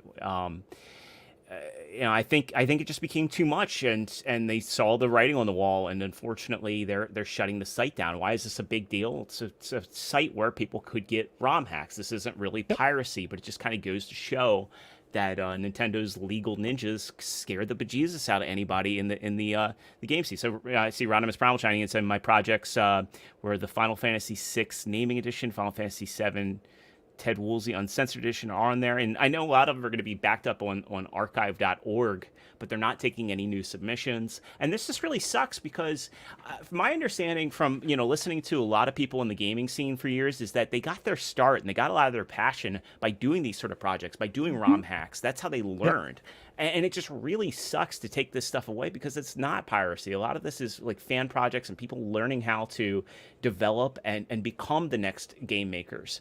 And it's just unfortunate that we have such a hostile legal system where what is fair use, what are the bounds and limitations of creation, especially when people are doing this stuff not for profit, they're doing it for passion. So it's sad and it's unfortunate, and it's just another changing the landscape. Even Deb weighing in saying I worked on some secretive mana hacks back in the day. Site released all of its content being in a big zip file, which was nice. And also too, the fact that a lot of the ROM hacks are translations. Games that never came out here. I mean, people have been clamoring for Mother 3 for how long, and Nintendo won't release it. They won't translate it. They did Mother 1, but they keep dangling that over the fans' heads. And now, of course, they have a compromised translation department. And, are fans even going to get a faithful translation? No. Probably not. No. Yeah. Well, and this is the thing too, and I know Disney. Wow, I know Nintendo is beloved by a lot of people, and they've done a lot of great games, and they're been a staple. But one of my biggest criticisms about Nintendo is also their exclusivity. I know that that's been a part of their shtick, and it's probably kept them from getting wrapped up in a lot of some of the crazy stuff that's happening with other game companies nowadays. But the other side of it is, you have games like Breath of the Wild that does not run optimally. The Switch is old. It's been showing its age for a while now. It does not run super well. It runs as well as it can, but you're not getting 60 frames per second. There's no 4K gaming and stuff. And so some of these people, you're doing these ROMs and stuff just to enjoy the games more. So many people, like you said, are not just stealing the game. Sometimes they're just using the game that they bought and putting it on their computer and using a ROM so they can unlock features or enjoy the game at a better operation than it was before and stuff. There's a lot of reasons to do that beyond just selling pirated copies or releasing pirated copies. And just like with all the stuff that goes on with Nintendo and them shutting down tournaments, private tournaments and third-party tournaments and stuff like that, Nintendo sometimes I think is their own worst enemy. And for a company that makes as much money as they do and demands as much loyalty as they do from fans, I would imagine they would be in a much better position as a company if they would stop doing that. Because like you said, some of this stuff is just translations. Some of this stuff is people just saying, hey man, this game hasn't been released anywhere in forever, and now you can play it, and you can play an old game from a console or a game that only came out in Japan, and stuff like that. And I think that stuff is pretty shitty for them to do. And I think that it's unnecessary. I see Superplayer put it in the chat as well, saying that they were also shut down to some interpersonal problems. And Games Radar's article does go into that there was some behind the scenes drama and an unnamed group that had offered to help keep things up and the owner of the site is known as Nightcrawler. But to me, it just kind of sounds like this was more or less a culmination of all these things. and him saying, Nightcrawler being him, saying that they set out everything that they wanted to do, but, reading that statement, it really does imply that there are issues with potential legal claims and headaches. Yeah. Yep. Yeah. All right. So, just to keep things moving, and this is where Savvy's time to shine. Capcom and localization. So, Capcom game sales fell nearly 50% during the first quarter of fiscal 2024. And Savvy over here wants you to tap on the localization rant.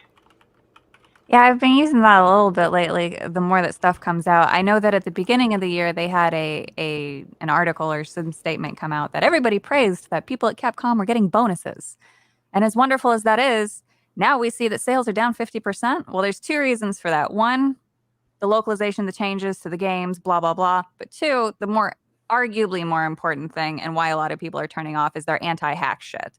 It comes with like the De Novo or something. De Novo, yeah. Which De Novo, yeah. It's less anti-hack and more anti-mod. Yeah. So they are basically anti-fun, anti-consumer, anti their own community, to kind of put things back into the ROM hack stuff. A lot of people love being able to mod and to make additional things for the games, share them out, whatever. It actually helps generate more revenue, more fan engagement, keeps even dead games alive. This is a big thing for the Pokemon community. Artists, they keep things alive that otherwise would have faded long ago. So my whole thing to this, I genuinely believe that their poor localization practices are actually impacting their business as well. People are not happy with some of the re-releases, some of the changes, and as consumers get more educated on the things that localizers do, we are seeing a drop in revenue across the board. So Capcom has turned into Crapcom. They also had another article come out about a week ago saying that they were finally going to open up their board and higher up positions to non-Japanese individuals, which I think will be a massive mistake. If they invite Americans over, that will be the death of them. But it's not the first thing that we're seeing where Americans are ruining things in Japan, of course. So I mean, I played playing Street Fighter 6 last year, and what you're greeted with Eternity being the host of the Battle Hub. I know there are a lot of people saying, "Oh, this is a nod to Ruby Rod," but I can also see where it would have probably turned a lot of people off playing it, going like, "Yeah, no, I don't want this." Yeah. Well, we'll see what happens. I have a very big bone to pick with like De Novo and watching Capcom release Dragon's Dogma 2 with that stupid anti-mod / anti-piracy software that made the game run like absolute garbage. And they keep doing it, and they keep showing up in other games and making those games run like garbage as well. It's one of those things like these companies, I'm just like everybody else has been saying, like these companies don't care about their consumers anymore, and like there is no reason for anybody to be in that kind of a situation, and there's no reason to be anti-mod as a gaming company other than you're just being a picky bitch, which is the same criticism I have about Nintendo. It's like mods make your games better. Dude, they make more people buy your games, and like Bethesda has gone the other way and they rely on modders to make their games even work. But if you had a middle ground where you encourage modding, like look at what Baldur's Gate is about to do. Larian Studios, they're about to release a mod kit for Baldur's Gate 3 so that you can actually do more with it and actually like engage with it and stuff. And there's going to be so many awesome things that come out of that game because modders have more access to it. So would Doom from 1993, so same age as GameInformer, would Doom still be relevant today without the mod scene? Or as relevant? Because I don't think it would be. No. Yeah. Nope. People have done incredible things with mod. I just want to talk briefly. There's this one mod, I forget what it's called, but basically this individual actually manages to make stairs and a second level in Doom just off of the Doom base assets, which had never been done before. It doesn't have the framework to do that. If you look up, I think it's called like Doom House or something. It's a brilliant story. You basically keep replaying it, and it's got these puzzles that you have to solve, and it's got tons of different endings, and it's so good and creepy. The story to it is so absolutely incredible. Please go watch it. There's like 40-minute playthrough videos. There's also, you can go find the download. It's truly a work of art. Like Celico or Celico, I don't know how you officially say it, but that game was made in in the GZ Doom mod, and that's one of the best boomer shooters I've played this year. It's awesome.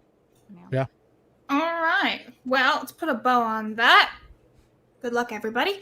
But moving on to the title of today's stream, Second Win. Now, there always seems to be something going on with these guys in the next couple of weeks. It's like every few weeks something happens.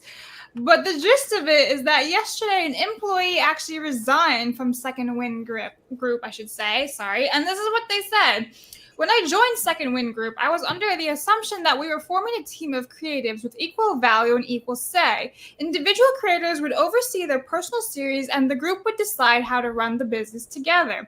It is plain as day that we have recreated the toxic corporate environment we abandoned, led by a petulant wannabe CEO who overspends, overpromises, underdelivers, shows division, tarnishes our image and asserts his creative vision, or rather creative blindness, and sabotages anyone's attempts to correct him while he fails his most basic duties, enjoy rides around the world, clout farms, and expects the community and Yahtzee to foot the bill because Nick Calandra tanks our YouTube revenue and makes us undesirable for sponsors.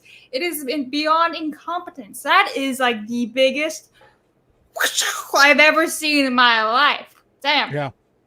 Then it goes on to say, Nick Calandra operates in bad faith to serve his ego, and this group lacks the attitude and process to appropriately deal with inaction and inability to deliver the core capabilities of our roles.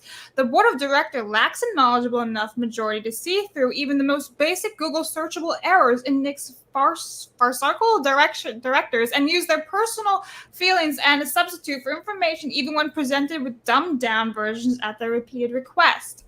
The rest of the owners have little knowledge of what's going on, and I don't fault them because that's the whole point of the culture of isolation.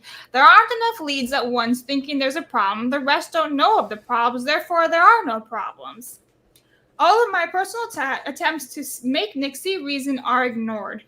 All of my attempts to make the leads aware of Nick's behavior are brushed off with minimal action, and all attempts to raise concern over systemic issues with leads are put off until the problem occur. I refuse to be subjected to this behavior any longer. I believe that I have done everything in my power to address this issue for over 6 months, and I want no part in preying on the community's goodwill and Yahtzee's hard work simply because we can't run a business. At this rate, we don't deserve to run a business. Consider this my formal resignation effective immediately. Not even a 2-week notice. Out. Dipped. Out. Done. Yeah. That's how you do it. And someone else left too. Yes, so I have that one right here. And this is from Cisco Araneta, I believe his name is. Critical support for the other Frost. Today was my last day at Second Wind as well. All I can say is we exceeded sales goals every single month. Thank you to all the dope clients I've had the privilege of working with. Let's do it all again soon. Email and LinkedIn is in my bio. Thoughts, Savvy? Well, based off of the public behavior of Nick, this is not surprising.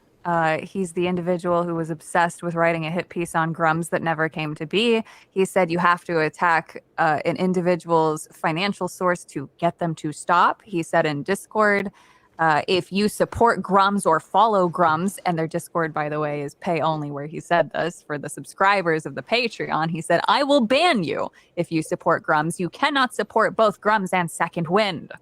He's also excessively used the @everyone button, which has pissed everybody off in the Discord, and he will tell people if you don't like it, leave, even though he's not the reason why anybody's in the Discord. On top of that, we've seen him brag before about driving expensive cars in Vegas on a trip that was probably spent on company dollar because he was complaining about a fucking flight and his flight being delayed, and then he's doing all this shit. So it is not surprising in the least bit. It's a shame other people have to work with that, but that's what happens when you have shit leadership. Yep. Wow. So to follow up with that, sorry, Mike. She's cooking. Yeah. Letting her cook. Yeah. Yeah. Yeah. Fuck So to Nick follow up Calandra. with that, Second Wind has responded back to the first resignation, saying, "We're sorry that the other Frost has chosen to resign from Second Wind. He was a valued member of the team and will be greatly missed. We all hope will continue to make great content such as Cold Take for his own channels. As a member of a co-op, he was always free to leave if he felt his goals did not align with the rest of the team, and we all wish him the best in his future endeavors." And then Savi's like, "Do you refute the claims made by Frost?" To which no response, oddly enough. Interesting. Yeah. My but- favorite part, if you go back to their tweet really quickly, so the second paragraph is the worst thing that they could have ever written. He was always free to leave if he felt the goals did not align with the Yes. rest of the team. Mhm. When you make a statement, when an individual comes out swinging saying there's fund mismanagement, toxic workplace environment, one would assume that Frost then would be for fund management, for a healthy workplace environment, for people understanding their roles. So I guess it's Second Wind, they value none of that. I guess not. But so Dev actually sent me some things, and I want to share them. And I think he might be onto something here. So first of all, he thinks that Nick Calandra is addicted to social media and constantly putting his foot in his mouth. And he's not wrong, because Nick's basically saying it himself. Crazy how quickly this app can become addictive and lose your self-control of seeking it out when you get wrapped up in the drama of it. But took the time, put the phone down, muted and blocked what I need to, and re-centered. This is a grown man in his 30s, by the way, 30s or 40s. Yeah, Grown ass man. I think he's got some issues here. But what's really interesting, and Deb also sent me all this stuff, was they released their financial report. So this financial report is from July 8th. And so here's all the numbers. But then Frost went and he leaked the salaries. And if you look, Nick, now we're assuming this is on a monthly basis, got paid $8,000. He was number 2 on the monthly salary, which is very interesting considering all the stuff that Frost just said about him. Yeah. I find that ironic. It's wild, bro. How the hell is that guy getting the second most when he does nothing, sits on Twitter and cries all day, and then tries to paint himself as a victim constantly? Like, what is he actually doing? What does Nick even do? Probably the boss. But he's not really the boss. No, I'm saying he's probably doing the boss. Oh. In Minecraft. Oh. Yeah, they're docking. Yeah, in Minecraft, of course. Yeah, that's the only thing I can figure. Yeah. That's unattractive. I mean, it just seems like a lot of money to pay Yahtzee on a monthly basis, considering zero punctuation had kind of fallen off. It's just, I was talking to Blabs about this before the show. I remember back in, 2007, 2008, when they brought his segments into X-Play, back when it was still Sessler and Webb. And it lasted for, I don't know, I want to say like half a year at best before they stopped carrying him.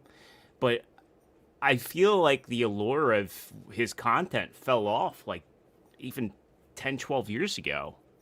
So again, I just don't understand like how they've valued him at that much. Yeah. I mean, I'm not the target audience, I guess, because, I feel like his shtick kind of devolved into anything that comes out is awful and I hate it. Yeah. But there is one other thing here, and this is from the Discord, and this is Nick's statement. It's a bit hard to read, so I'm gonna like zoom in on so I can read this. But this is Nick I can read it adding. pretty well. You want to read it, Extra Zero? Yeah. Go for it. It says, at everyone, this morning we let go our head of sales, Cisco, as we had differing expectations for the job and the future direction of the company. During the meeting where we discussed this with staff, Frost made the decision to resign, which came as a surprise to all of us. And he made this post declaring how he felt about the situation at large. Frost had a different direction he saw the channel going in, including content, viewership goals, revenue strategy, and management. While there were some initiatives that we agreed on, or we're implementing, ultimately the vast majority of the team did not agree with Frost's direction as a whole. Our financials are public, so you know where our money is going and how it's coming in. We try to be transparent with you and hold ourselves accountable in situations like this. Obviously, there's some things he mentioned specifically about me in there, some things that I agree with, like my social media use. The team did their job to course correct me, frighteningly so, and in the past few weeks, I believe I've shown that we can grow and be a better partner in the co-op. We've been making internal changes to open lines of communication to make sure that the issues like this are being addressed. We've shifted some responsibilities within the company to make sure that everyone's voice is being heard. The Second Wind team is not breaking up, and things will continue as we navigate this. I'm truly sorry things didn't work out with Frost, and I personally wish both him and Cisco well in their future endeavors. Crazy. I would like to reiterate that this is a 30 to 40-year-old grown man making $100,000 a year, stating that his coworkers had to come in and stage an intervention for his social media use. He is not right in the brain. He lacks developmental maturity, and he should not be in a position of power, no matter how small that power is. This is an indie company. They're not some massive, billion-dollar thing. This is a small group, and one person can literally break that. Yep. Bro, I just really want him to get diarrhea and shit his pants one day. In Minecraft. On camera. This is his On income. camera, though. Pretty good for Second Wind. Pretty freaking good. So, yeah. It's wild shit, man. It is insane. Very insane. And it's a shame because so many things have the potential to be great, and you just throw it all away. You just Nick throw it still has out. me blocked on Twitter, and that makes him a bitch. So. Oh, he unblocked me after we confronted him. Like, the fuck you blocking me for? I don't even know you. I don't talk to you. Let's do this. Melissa still has me blocked too, and I want to. Oh, yeah. I want to actually take her up on her boxing offer. Listen, if they can do it at the Olympics, then we can do it. Yeah, it won't be domestic violence. No, Now, I will say, looking at it's a Second sanctioned Wind boxing match on Social Blade, it looks like as of this morning they had a 1,000 subs drop. Damn. But they were again. I don't know what they're bringing on the back end. I saw some comments in the chat saying that Yahtzee still pulls in numbers. He has his fan following, and I guess that is a fair thing to say, because I still watch Angry Video Game Nerd, and sometimes I'll have friends go, "Oh, you still watch that?" I do at least see that James pulls in numbers, but looking at their Social Blade, it looks like they pull in an estimated 9,000 to 143,000 a year. Under how many subs do they have?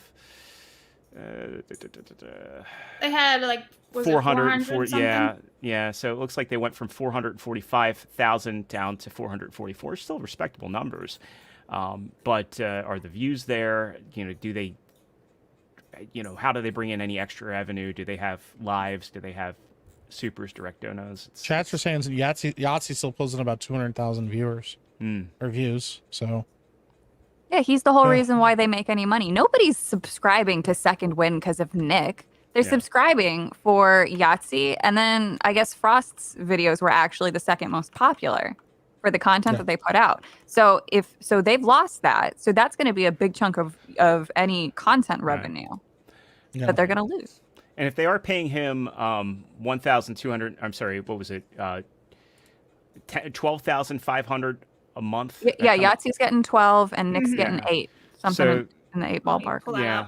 There it is. 12,500, 8,042. Yeah, so respectively, it's like they're paying out a lot more than that they're bringing in, at least as far as I can see. So crazy, guys. Yeah. Crazy. It's awful, bro. Final thoughts on that one, Savvy? Frost said he's going to continue talking about it. So depending what he drops, he could actually crush him. That would be interesting. Because a lot of people are fed up with Nick. A lot of people, like his own viewers, his own followers, something I've always seen on all of his posts too. When I could see them, they were like, dude, you're way off the mark. Dude, we get it. You don't like Grums. Like, don't like him either, but like, just move on. Like, who cares? Like, those are his own followers saying that, not people outside of it. It is. Dev just chimed in and said, yeah, they're currently live with 150 viewers, which is really low for a 444,000 sub channel. 150 viewers only? Especially on a Friday. Like I can pull that on my tiny ass channel. Yeah. Yeah, same. Yeah. Well, that's 'cause Wow. everybody's trying to see Savvy's feet, but yeah. No, this is before the feet conversation. They were still trying to see your feet, though. No, they were trying to see elbow. That too. Yeah. That's a rare and one. armpit. Armpit's the next one. They're like, armpit, pretty lady. Yeah.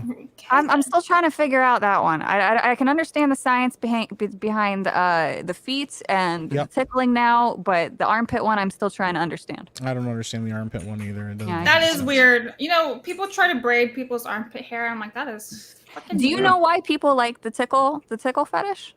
No. I discovered this for the first time. I've known about it since I was way too young, and I just figured it out in the past 3 months. It's because it's part of the power dynamic. It is a way to torture somebody without causing harm, because they still end up crying and begging. Submissive. Got it. Interesting. Yeah. Okay. Yeah. So if you've ever been confused why tickle porn's a thing, now you know. What? That was a thing? Yeah. Oh Well, God. just don't act like you didn't know that was a thing, okay? Why would I Rule know that was a 34 thing? exists. You ever if try it, to if fucking- it exists, there's porn of it, okay? Well, now Look, I know. when you tried to look up Sonic characters back in the late 90s and I early never tried to do 2000s, that. just because you liked Sonic and you wanted to see what game was out there, and then all of a sudden the first Google image search get back was Sonia or whoever the rabbit chick was tied up to a metal bed, and she's got feather machine tickling her feet. That's how you discover that, all right? That was a very, very specific memory. Yeah. And I had an iron memory. all right? Nobody, hold on. That was a very specific memory that nobody else on this panel has had. Okay, like Savvy's digging up core memories, and like instead of it being like happy memories of like childhood, it's her being traumatized by like weird Sonic porn on the internet. Like that's what's going on in her life. Look at that. Yeah, look at like imagine that, like, yeah, Inside Out, and like it's her joy's like, oh my God, I don't know what to do about this. And that's when they meet Kink, and it's like this weird dude in like a closet in the background of her brain that shows up. Like, yeah, Sonichu Island is now a thing in her life. Yeah, this is wild, bro. Listen, Now, since do you we've still already- associate J.L. White's voice with Sonic? Because I do. Yeah. Yeah, he's Sonic. He's just like Kevin Conroy's Batman. Yeah. I'm just gonna say, I feel like we're already here with that whole conversation, but it's time to just take a turn to Clown World now. Clown. Clown.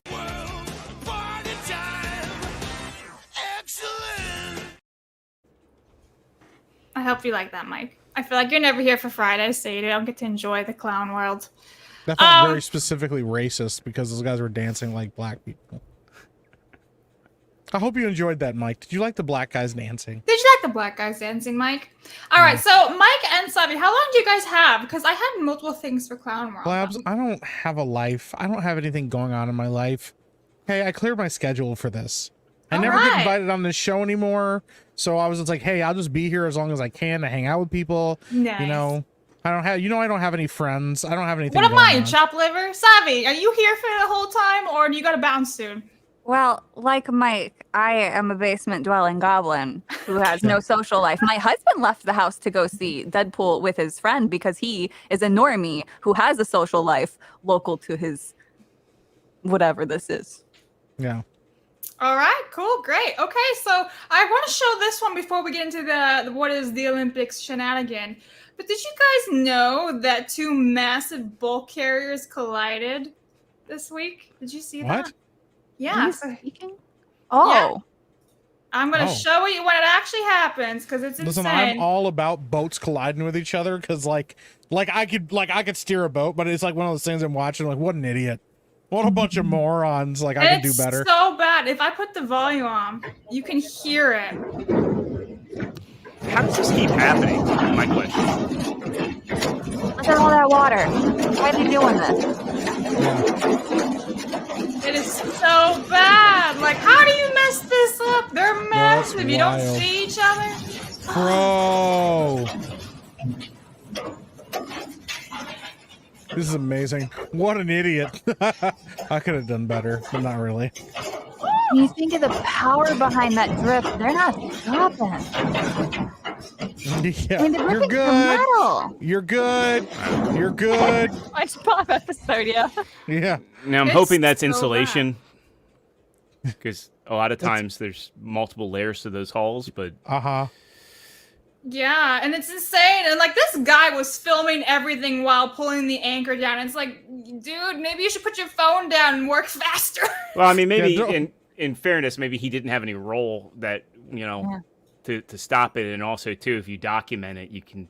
True. You know. I mean, he was probably doing that, but I don't know. This shit's insane. Like, well, those Do you boats ever take a think long so? time to turn. exactly. It takes a long time to stop them too. But it's like you don't see. You're like the only things in the water, massive skyscraper style things in the water, and you can't be like, oh shit, maybe we should. Yeah, Change don't direction. worry, Like Cat. We'll this. buff out those scratches. Yeah, like, it's fine. wild, bro. Put some Windex on it. It'll be I mean, fine. I've driven a boat before, and a lot of, you really do have to be aware of what you're doing. And granted, it was all for recreation, but it's just like when you're in a boat, you need to know what your trajectory is, where you're heading, and to the point, like you would see something that large in the water just to even get close. I mean, typically you don't even want to get close to another boat just because it's difficult. The to waves navigate. even could cause problems. Right. Yeah. Created. Like, But, look like- at this. They were like in the middle of nowhere. Yeah, they're in the middle of the ocean, and shit like this just reinforces the idea that like we didn't come up with boats. All right, aliens have been helping us for centuries. They're having so much fun with us because you will not convince me that a human, no matter how smart they were, figured out how to put that hunk of metal on the ocean. Yeah. Because look at the dumb shit happening. How are you in the middle of the ocean colliding with another big hunk of metal? Right. Yeah. I mean, if you look at the size of the other guy. Insane. Absolutely insane. It's like, My thing is it's just better to avoid boats in general. Drain the ocean, am I right? There's no way. Yeah. Humans are too stupid for this. Yeah.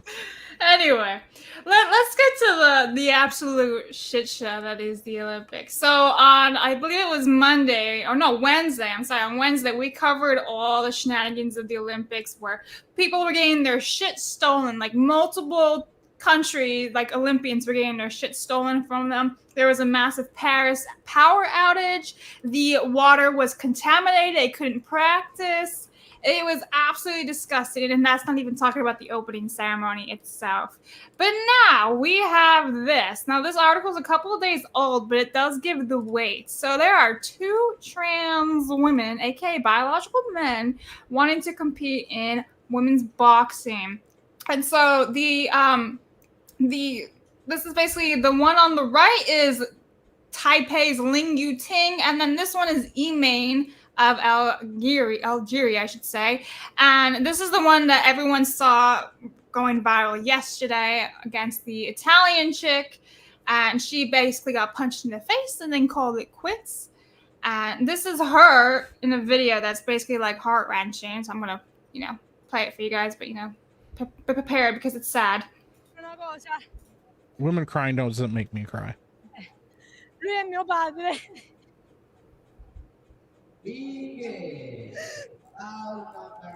Io ho fatto l'ultimo chilometro perché un giorno mi sentii stanca.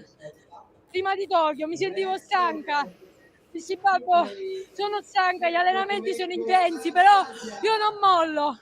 Lui mi disse, Angelino, babbo, un campione è un po' come quando combatti, è un po' come il ciclismo. Il campione quando vede l'ultimo chilometro lo sai che cosa fa? Pedala ancora di più. Allora tu arriva a quell'ultimo chilometro e pedala, vai fino in fondo perché io sarò sempre con te. E così ho fatto. Fino alla fine ho combattuto con sangue negli occhi perché volevo a tutti i costi questa vittoria. Solo per una cosa. That is so sad. She basically did it for her father who passed away. I didn't understand anything she said. It was like she was speaking a different language. There were subtitles at the bottom of the Yeah, thing. I didn't come here to read. Thanks, man. But it's just a shame because women train for like 4+ years and then they get nothing out of it. So some of the new news that has come out about this is that apparently her opponent is biologically a female, but she has a rare condition. She was intersex, so her body produces an unnatural amount of male testosterone, but she is not like transitioned. She was born female, is biologically female. But at the same time, once again, if you aren't passing the standards for boxing when it comes to testosterone and genetic testing, you should not be in the field, because once again, it is an unfair advantage. And you could see, I mean, physically bigger, physically stronger, and unnaturally large amount of testosterone will make you a much more dangerous opponent. And so, you know, one of the things that, like, when this first came out, I kind of was like, I'm gonna wait to really like comment on this, because it feels like there's probably a little bit more going on. And now we know, like, you know, okay, it's not a trans person fight boxing, she is biologically female and stuff. But is it though? I've not heard anything about that. Yeah, this so just came it's out like, been well, yeah. so that's been around for a little while. They do have DSD, which they do have the XY chromosome. Most of these types of disorders, if not all of them, but don't quote me on that, there might be one or two, they're all Y-linked. And so with these types of people, it's at the discretion of the family to decide how to raise the individual based off of the sex organs that present themselves as what's most fully developed. Now, I understand that people obviously wanted to latch onto this as a trans debate, which it wasn't. There are actual genetic mutations. I didn't know this person actually had this DSD disorder. I haven't seen that anywhere except for when Mike just said so. That's why I was like, wait, what?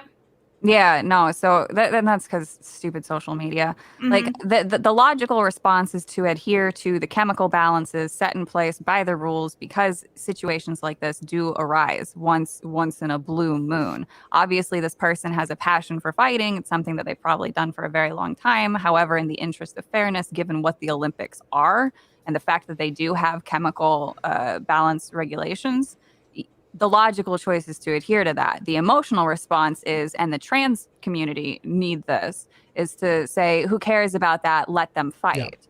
But you have to take into account genetic mutations or once in a lifetime body styles and that kind of thing, like Michael Phelps. Even though it's a slightly different situation, it's because of his shoulders and his legs and his lung capacity that he's able to do things that no other man would even be able to achieve, even if they spent their entire lifetime training. So they're just things to consider, and people need to learn to be able to talk about this objectively. Otherwise, we're never going to get anywhere as a species. Yeah, well, and this is the thing. Like, I know the chat is going off about, like, well, blah blah blah. Listen, the thing is, this is legitimately an extreme case. Yeah, and you do not make you can't make a rule on the extreme case based on your emotional state. Like, the reality is, you have too much testosterone in your body to be a legitimate competitor against other females. Unfortunate for you, but that's the way the cookie crumbles, and that's how it should have been handled. Was, hey, you know what, regardless of your emotional state, regardless of your passion, you do not meet the standards to be a fair competitor against other people, that match your gender, so you cannot compete. It's no different than somebody that's juicing on steroids doing this. Okay, and we've seen it in other fights too. We've seen other female fighters in the MMA MMA world and stuff that have juiced and been incredibly much better fighters and have a competitive edge against other fighters because they're juicing. It's the same situation. And that's the problem, is one side tried to make it a trans debate, which it's not, and the other side tried to make it a trans debate, which it's not. At the end of the day, it's a very, very, very rare case of something, and any side trying to use it to weaponize it against the other side is missing that, you know what? Why did we allow this to happen in the first place? And how can we prevent it from happening again, not just with this person, but the next time somebody comes along and says, well, you know what, I have less testosterone than X or whatever. It's like, if you have a standard of measurement to keep competition fair in the Olympics, you need to always adhere to that to protect people. And, like that woman said, like, who's been boxing and got to the Olympics and worked hard at it. I have never been punched that hard in my life. So, like, she did the right thing. I'm not going to fight this person, and she walked away from it, and I think she made the right decision. And it's still unfair to her because they should have not let that other person compete, regardless of your feelings on it. And you know, I think if you really want that to be an issue, or like if they want that to be an issue and they want to argue that point, then make an open category where anybody can box anybody, regardless of weight class, regardless of testosterone. Yeah, make it something where if you want to fight and you can go off and box the hell out of each other, and a 200-pound guy can fight a 120-pound woman if they want to, and they can do whatever the hell they want, and then everybody can be happy, because that's equality right there. Equality of opportunity, okay? But the reality is, like, there's a standard that's set for a reason, and we saw somebody that was beyond that standard step into the ring, and they should not have been in that ring. So yeah. And I'm really tired of people who don't understand basic biology trying to jump in on this and weaponize it, because you see so many people like, well, I've never heard of that. That's not a thing. They're clearly, you know, if they don't identify a certain way, like, shut the fuck up. You don't even know what the mitotic spindle is. All right. If you don't know how basic reproduction works, if you don't know what can go wrong, if you don't know anything about XX or XY linked genes or mutations or fuck ups like that or deletions, just stay the fuck out of the conversation. You have no opinion until you are fucking educated. Fuck off. Yeah, and like, it's not even being mentioned anywhere that this person is one of like the extreme cases where they're both like male, female type of deal going on. It's not being mentioned anywhere. I literally just found that out from Mike, which is insane. But I think this statement from Suzanne Moore, she's from The Telegraph, is basically the perfect opportunity. Someone with a DSD cannot help the way they were born, but they can choose not to cheat. They can choose not to take medals from women. They can choose not to cause injury. And I have to agree with this statement, because you are unfairly advantaged. That is how it is when you're fighting against women. It's a shame, because the IOC basically, you know, was like victimizing the two people instead of sticking up for the other women. And I'm disgusted by the IOC. Everything that they've been saying, they just say word salad, the passports, every little thing. It's like, no, look at everything first of all. It is pretty gross. I had hiccups, sorry. But my favorite thing was, I don't know if this is true or not. Mike Tyson said he was willing to box the person. Is that true? Like, I see this. I don't know. Let me look it up. Here it is. Yeah, I have Mike no Tyson idea. says he's willing to box Olympic dude with all proceeds go to a battered women's charity. I don't. I thought that was real. hilarious. There's no way. Yeah. Hilarious. You know, if it ever does happen. No, I will say that I know Jake Paul did reach out and say that he was going to try to find a boxing opportunity for the lady. I don't remember her name now. Yes, here, Angela Carini. Yep. Mm-hmm. Yeah. Saying, internet, help this find her, because I don't think she's got social medias, Angela. Probably rightfully so, considering everything going on right now.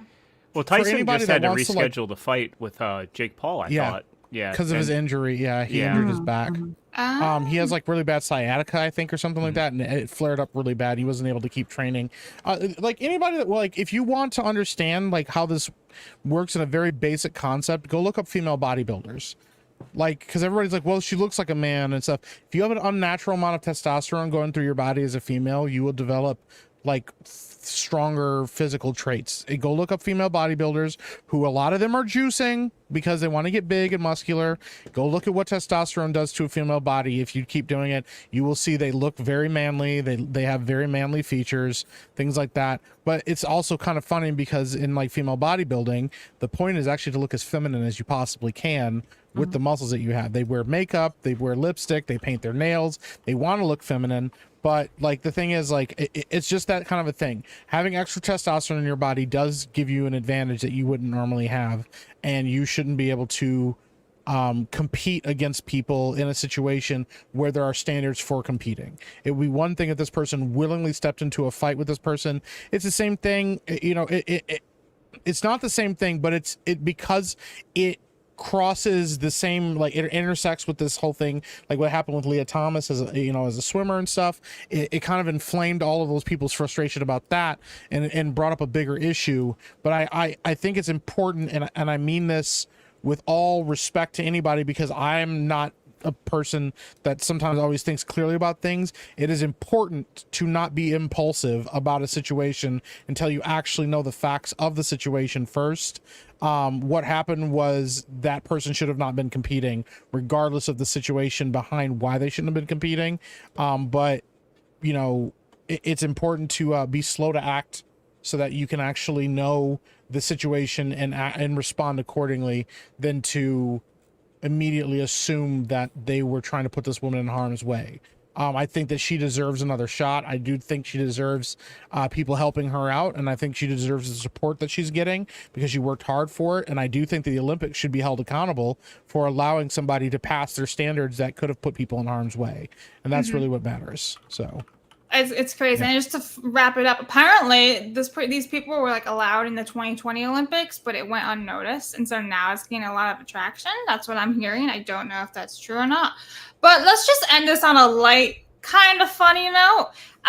Fist from Culture Crave. The Army says their $11 million deal with The Rock and the UFL did not result in a single new recruit, and now they want their money back.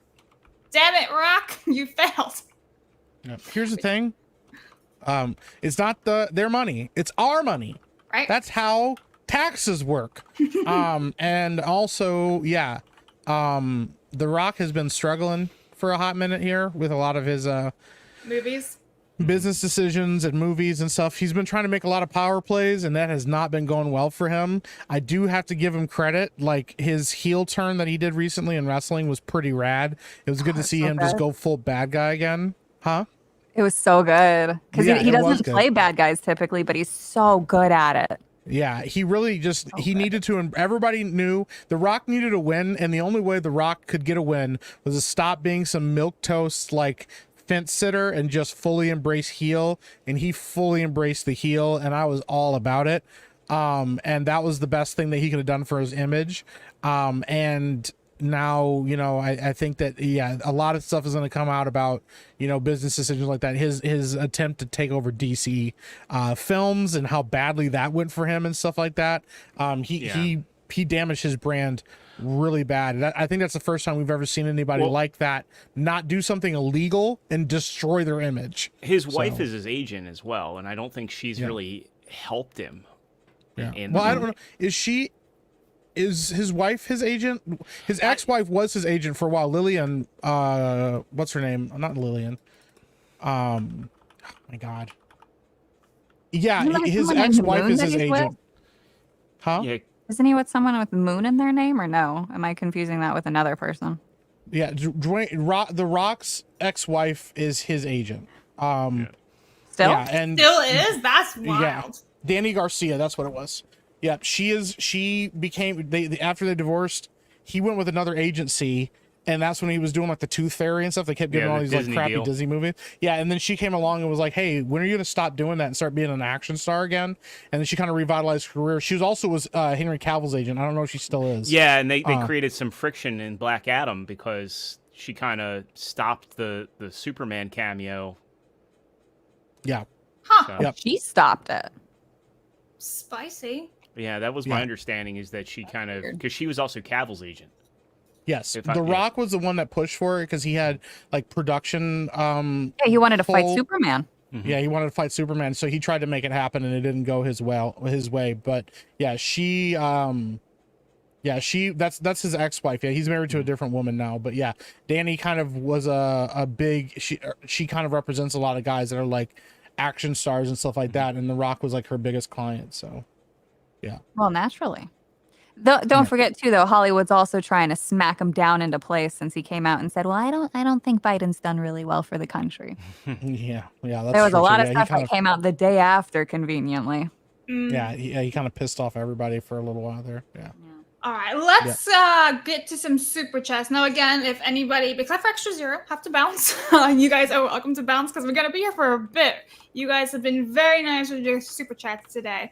So let me grab locals. A Spoon Ninja for Dallas says, thanks for fixing locals today. And yesterday was not broken, just saying.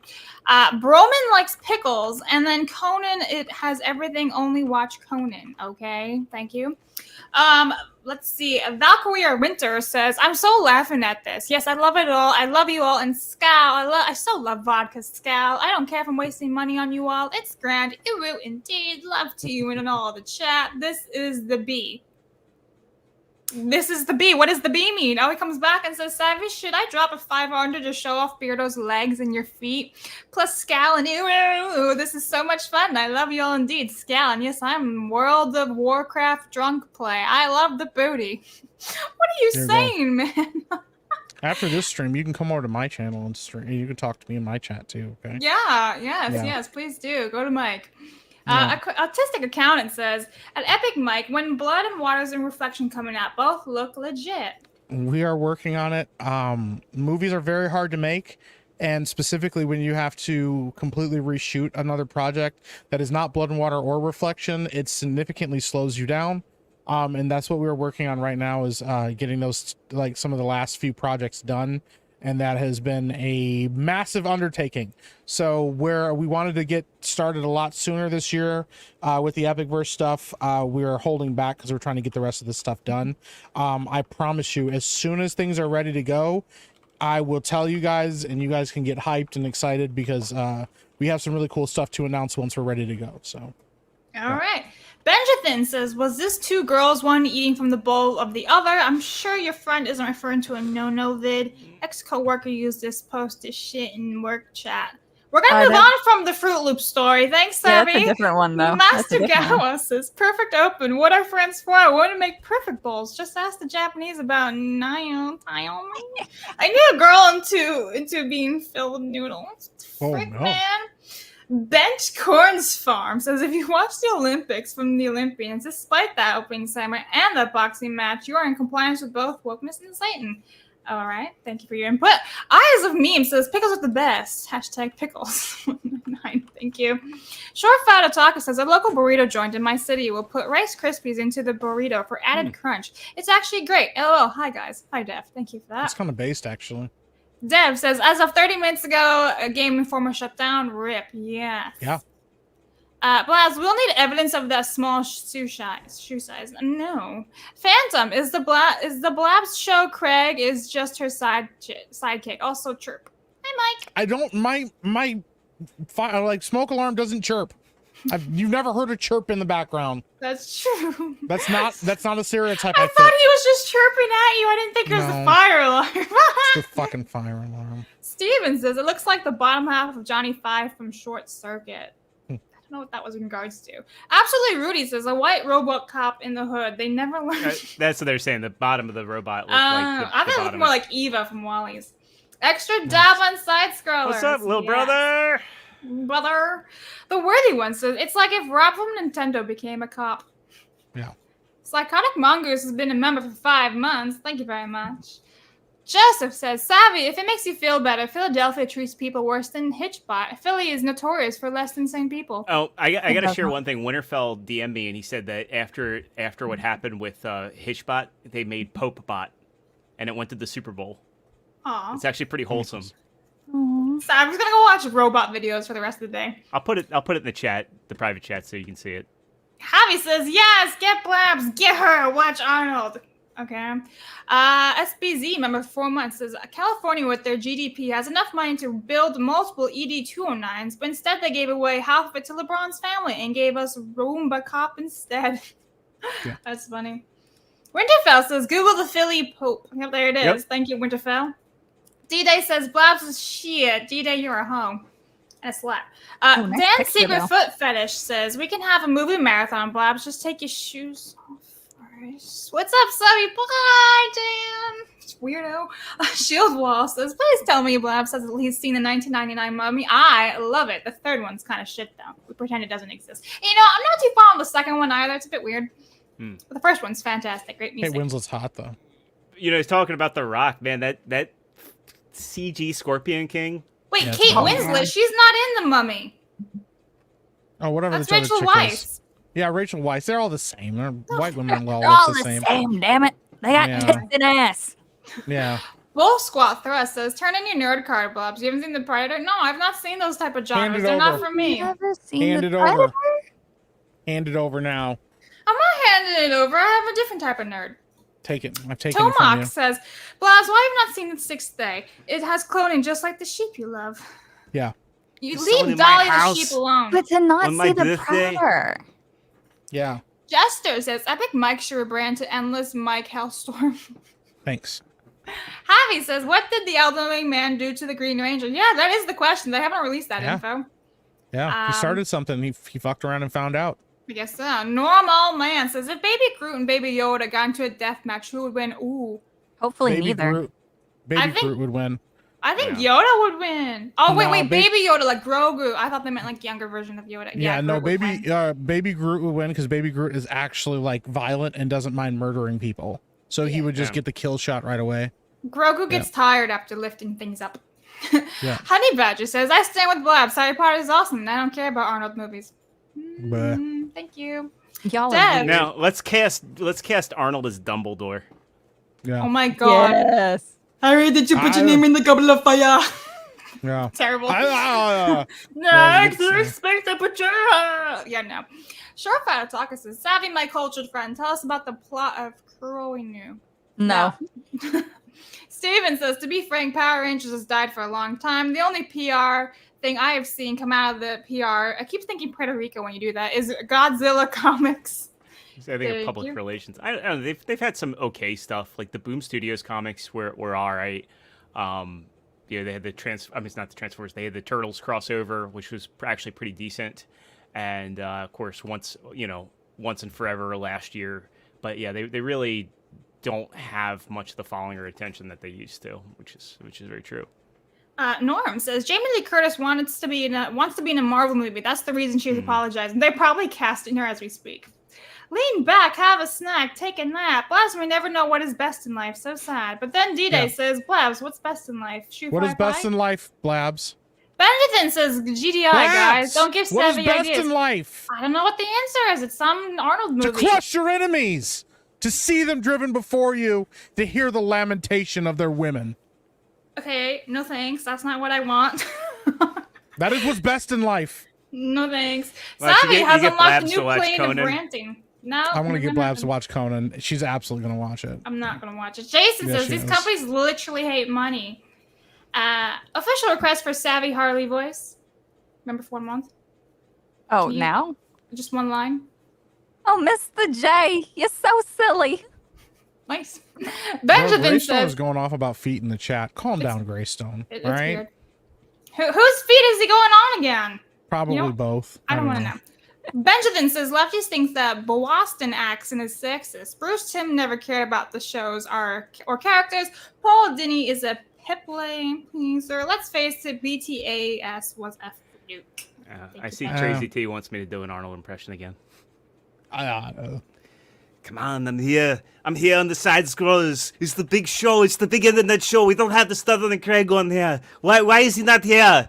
Why would he not get in the chopper? Where's Craig? There's someone in my podcast eating cookies on Craig's anniversary. That is fantastic. It's fantastic. It's when I go get the Turbo Man toy. Damn, that's pretty good. He does a good Ben Shapiro. We'll have to play that another time. Norm says I also do a good Mark Hamill Joker. It's true.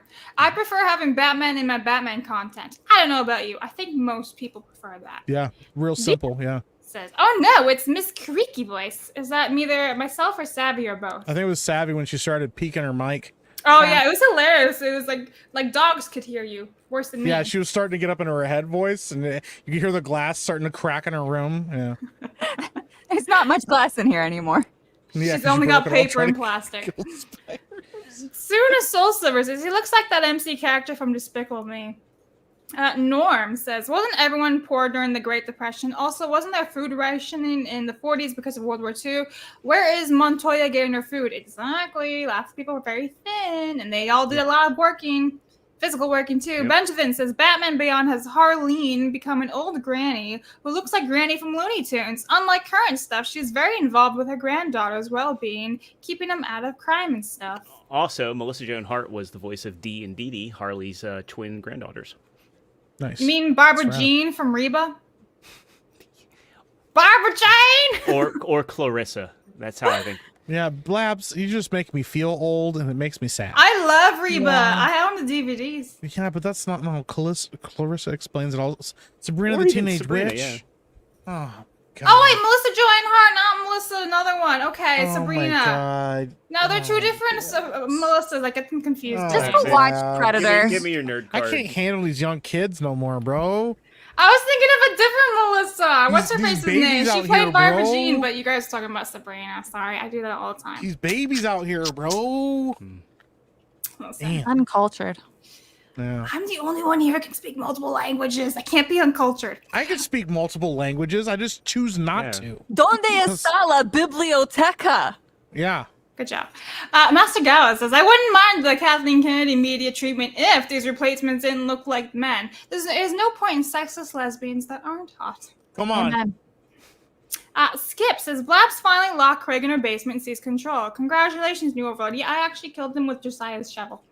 Turgo the White It's says, actually my shovel, but yeah, well, he took it from you. So, Side Scrolls needs more Big Mike anger energy.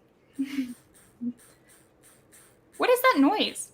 That's my scroll wheel. I'm sorry. Oh, I'm trying to get to the bottom. I'm trying to get to the bottom of the chat. Spinner. Star Killer says, too bad about Power Rangers. Still have Super Sentai, though. There you go. And Gwilham says, love you, Blabs. It will. Ben's Corn Farm says, Wonder Woman should have had an animated series instead of Harley Quinn. Yeah. Steven says, they're just now shutting down. I thought Game Informer disappeared years ago. Hypnotic, hey man, maybe you should have cared about your damn bills before you advocated for activism and division in the industry that you financially rely on. You have a point Shout there, out bro. Hypnotic. Yeah. Joey says, I used to be a subscriber for Game Informer for years. I still remember the announcer for Batman Arkham Asylum, Joker Come on, the man. cover. So rad, bro. Winterfell says, Game Informer goes hand in hand with GameStop. It's true. Nathan says, the problem GI found themselves in is they got lumped in with IGN, Kotaku, etc. Thus, nobody cared to give them a chance. It's a shame because the editor was the co-optional podcast with Total Biscuit. Genetically upgraded YouTuber for 5 says, help, we're being laid off. Now we can't push our propaganda and crappy takes. I missed the part where that's my problem. DSP outlives another one. That's true. DSP probably has like a checklist, like, ha, beat him. Like, Game Informer at least was talking about games. I mean, they're not talking about, like, how to play Animal Crossing with something up your Fruit Loop hole, you know? Yeah, Jason says, my guess is that Capcom is anti-mod because they sell in-game items boosts for their single-player games. And then, holy shit, look at this one. Silence, you idiot, needs boobies. Okay.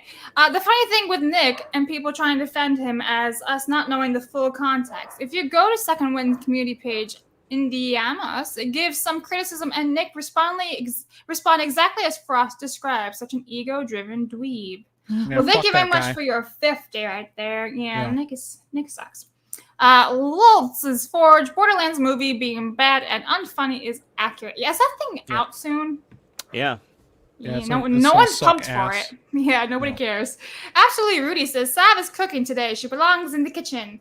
Don't I'm ask hungry. Sav to fake stuff. Yeah. She might kill you. Silence Your Idiot says, to people who don't know, Frost is the second biggest content creator, Second Wind, with a solid schedule for cold takes. And now they lost it. Yeah, right? Now he's no longer the second biggest.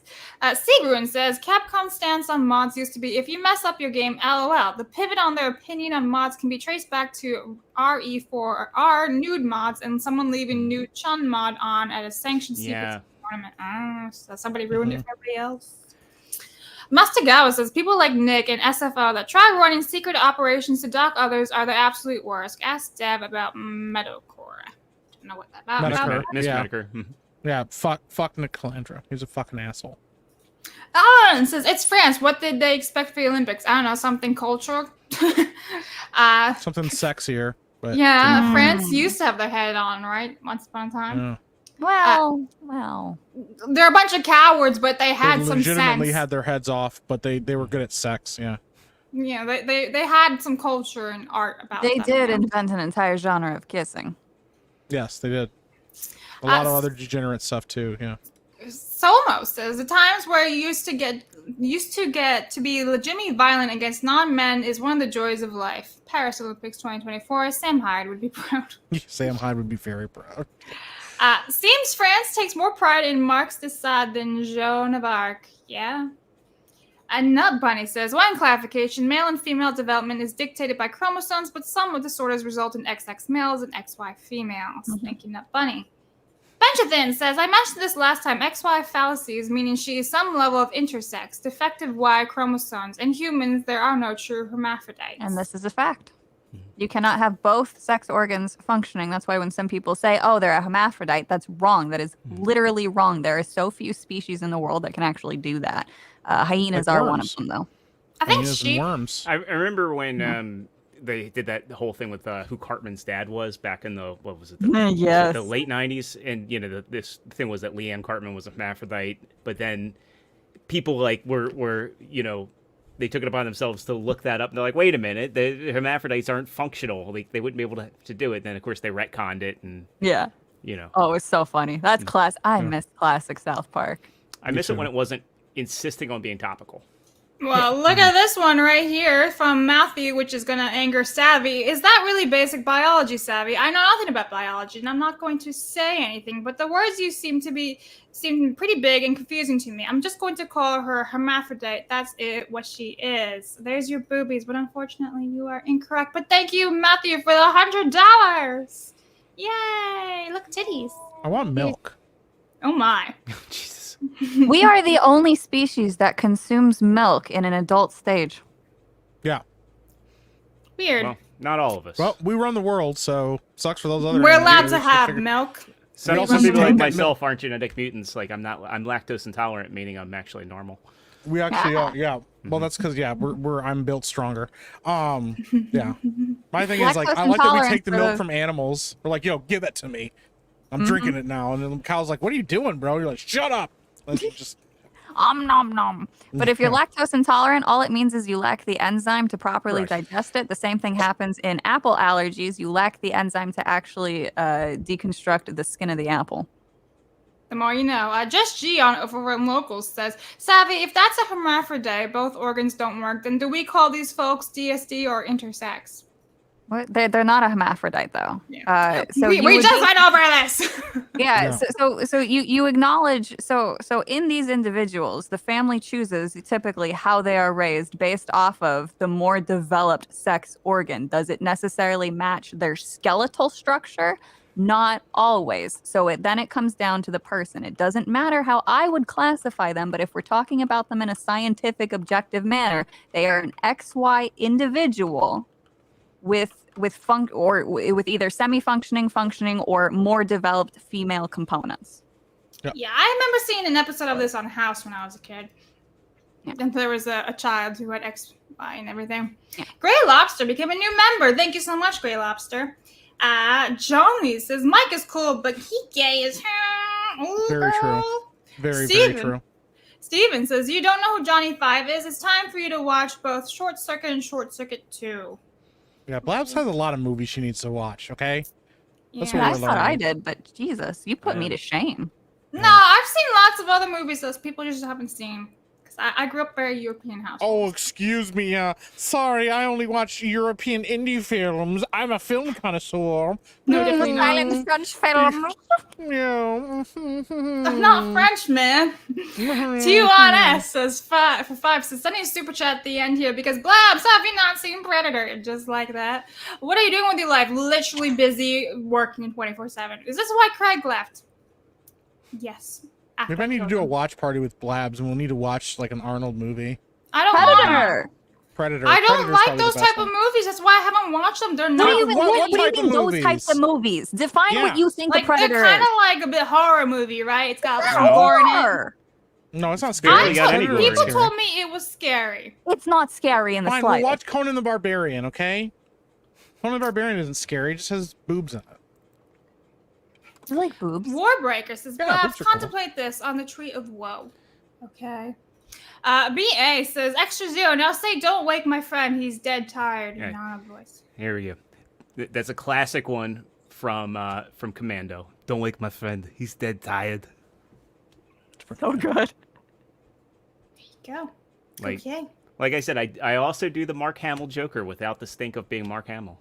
Well, do it then. Please do it. You ready? Be my Mr. J. Hiya, Bats! It's me, your old pal, Mr. J. we don't talk about my granddaughters because Harley kept them, and, well, keeping in character, I didn't want to keep them around. The mic probably cuts out on that one. Every time I do it for Melee games, the mic cuts out when I do the laugh. No, it was good. It kept it. Pretty good. Right. Recess has been loving Savvy this week. G&G, BS, and SS. Let's go. Blabs, if you don't want to watch Action Arnold, watch Twins. Also goes hand in hand with the Penguin conversations. That and Jingle All the Way. I hate Jingle All the Way. Why do you hate it? It was such a stupid movie. Wild, bro. Do you hate Sinbad? Sinbad was in that movie. He's a national treasure. Absolutely. Anyway, Mr. Melancholy says, did you guys hear that Netflix is making a Bioshock series? You'll know they'll ruin it. No, I haven't heard that. Wasn't it an animated series, though, that they were doing? I hope For what? I didn't even read what it was. Yeah. Benjathan says, hermaphrodite will be used in third world places, more romance language speakers. For common speak, I think it's fine, honestly. In fiction, you can have it. Catman's mom should be fine, really. No. See, words have meaning. And how we got here today is by saying it's fine if people don't get educated. Words have meaning. They're not a hermaphrodite. You can have fictional hermaphroditic characters, sure, but it's fiction. Don't apply that to real life, because then you end up with the assholes who say that lolly equals CP, and then they're calling for censorship of things they don't understand. All right? So just stop. Just stop. Use the right word. St. G says, Blab watched Twins. It's a comedy. And Jean says, remember a black and white video of a guy smoking a cigarette? It's not a movie. And then we finally finished off with Flame Mage, member for 4 months. Thank you so much. Holy shit, we went for a long ass stream 23 today. minutes with super chats. That's So insane. that's a PB. I went flying through that because there's a lot of them. Mike, what do you got going on, buddy? Yeah, go check me out over on YouTube, youtube.com/@epicmike. We just passed 1,700 subscribers over there. The channel's doing really well. I'm going to be likely streaming Metal Gear Solid 2 tonight at some point. Also keep your eyes on Epicverse. Not a lot going on right now with that, but we will have news as soon as we can for that. I'm glad you guys are really excited about it, and I definitely am excited to get everything out to you guys. But yeah, that's what I got going on right now. So go check me out over there. Also, I'm also on Kick. You can go subscribe over there if you don't want to do YouTube. Kick is awesome too. I love my Kick people. So yeah, go check me out over there. Yep, his links are in the description below, as long as Savvy's and extra zeros. And no, I'm sorry, guys. I cannot see direct donations. I do not have access to that. So I'm sorry, but they will be read on Monday. Anything that was donated yesterday or today will be read on Monday. It's not like we're going to ignore you guys, okay? So thank you for your donations. I'm sorry, I just can't read them, and I can't see them. Extra Zero, what do you got going on? I don't have anything going on this weekend, but you know, if you are into, did have some folks drop into Figure Action last night, which is awesome. It was cool to see some people there, like Fluffy Pro. So if you are interested in hearing anything about action figures or news or industry stuff, we covered a lot of the later stuff from SDCC last night. Check me out over on the Figure Action podcast. We talked about Transformers. We talked about Marvel Legends, Black Series. We talk about a lot of the video game stuff that's being made now, specifically by Jada Toys. They've actually showed off at SDCC. They have the entire line of Street Fighter II figures done. So this is the first time we're actually getting all of the original World Warriors from Super Street Fighter, actually technically from Ultra Street Fighter 2, in one line. So if you're interested in stuff like that, check us out over there. Other than that, I just really have some editing stuff for Gronking that'll be coming out, hopefully before I go on vacation, because I'll be going on vacation not this Saturday, but the Saturday after next. Well, I'm really excited about having some time on the beach. Nice. All right, and Savvy, how about you? It gets, of course, rough and everywhere. Savvy. Yeah. I don't have anything. You can follow me on Twitter. I'm sure I'll be chirping all sorts of things about censorship. We got some new news coming out of Japan, so I'll be writing up some more threads on payment processors and the bullshit that they're doing. So you can follow me. What? Stream on your channel. Yeah, I do need to do that again. I'm still working on resorting the schedule, but I guess I could stream tonight. I'm getting bullied into streaming. Yeah. You're welcome. And as for me, you guys can find me on my own stuff. I dropped like 2 videos in the last couple days. One of them was like a 35-minute breakdown of all the news going on in Wizarding World. It's a lot. So, yes. And the other one is me unboxing the racist statue. So, yeah. Okay, guys. People gotta try to keep you down. Don't let them. You guys gotta go get it.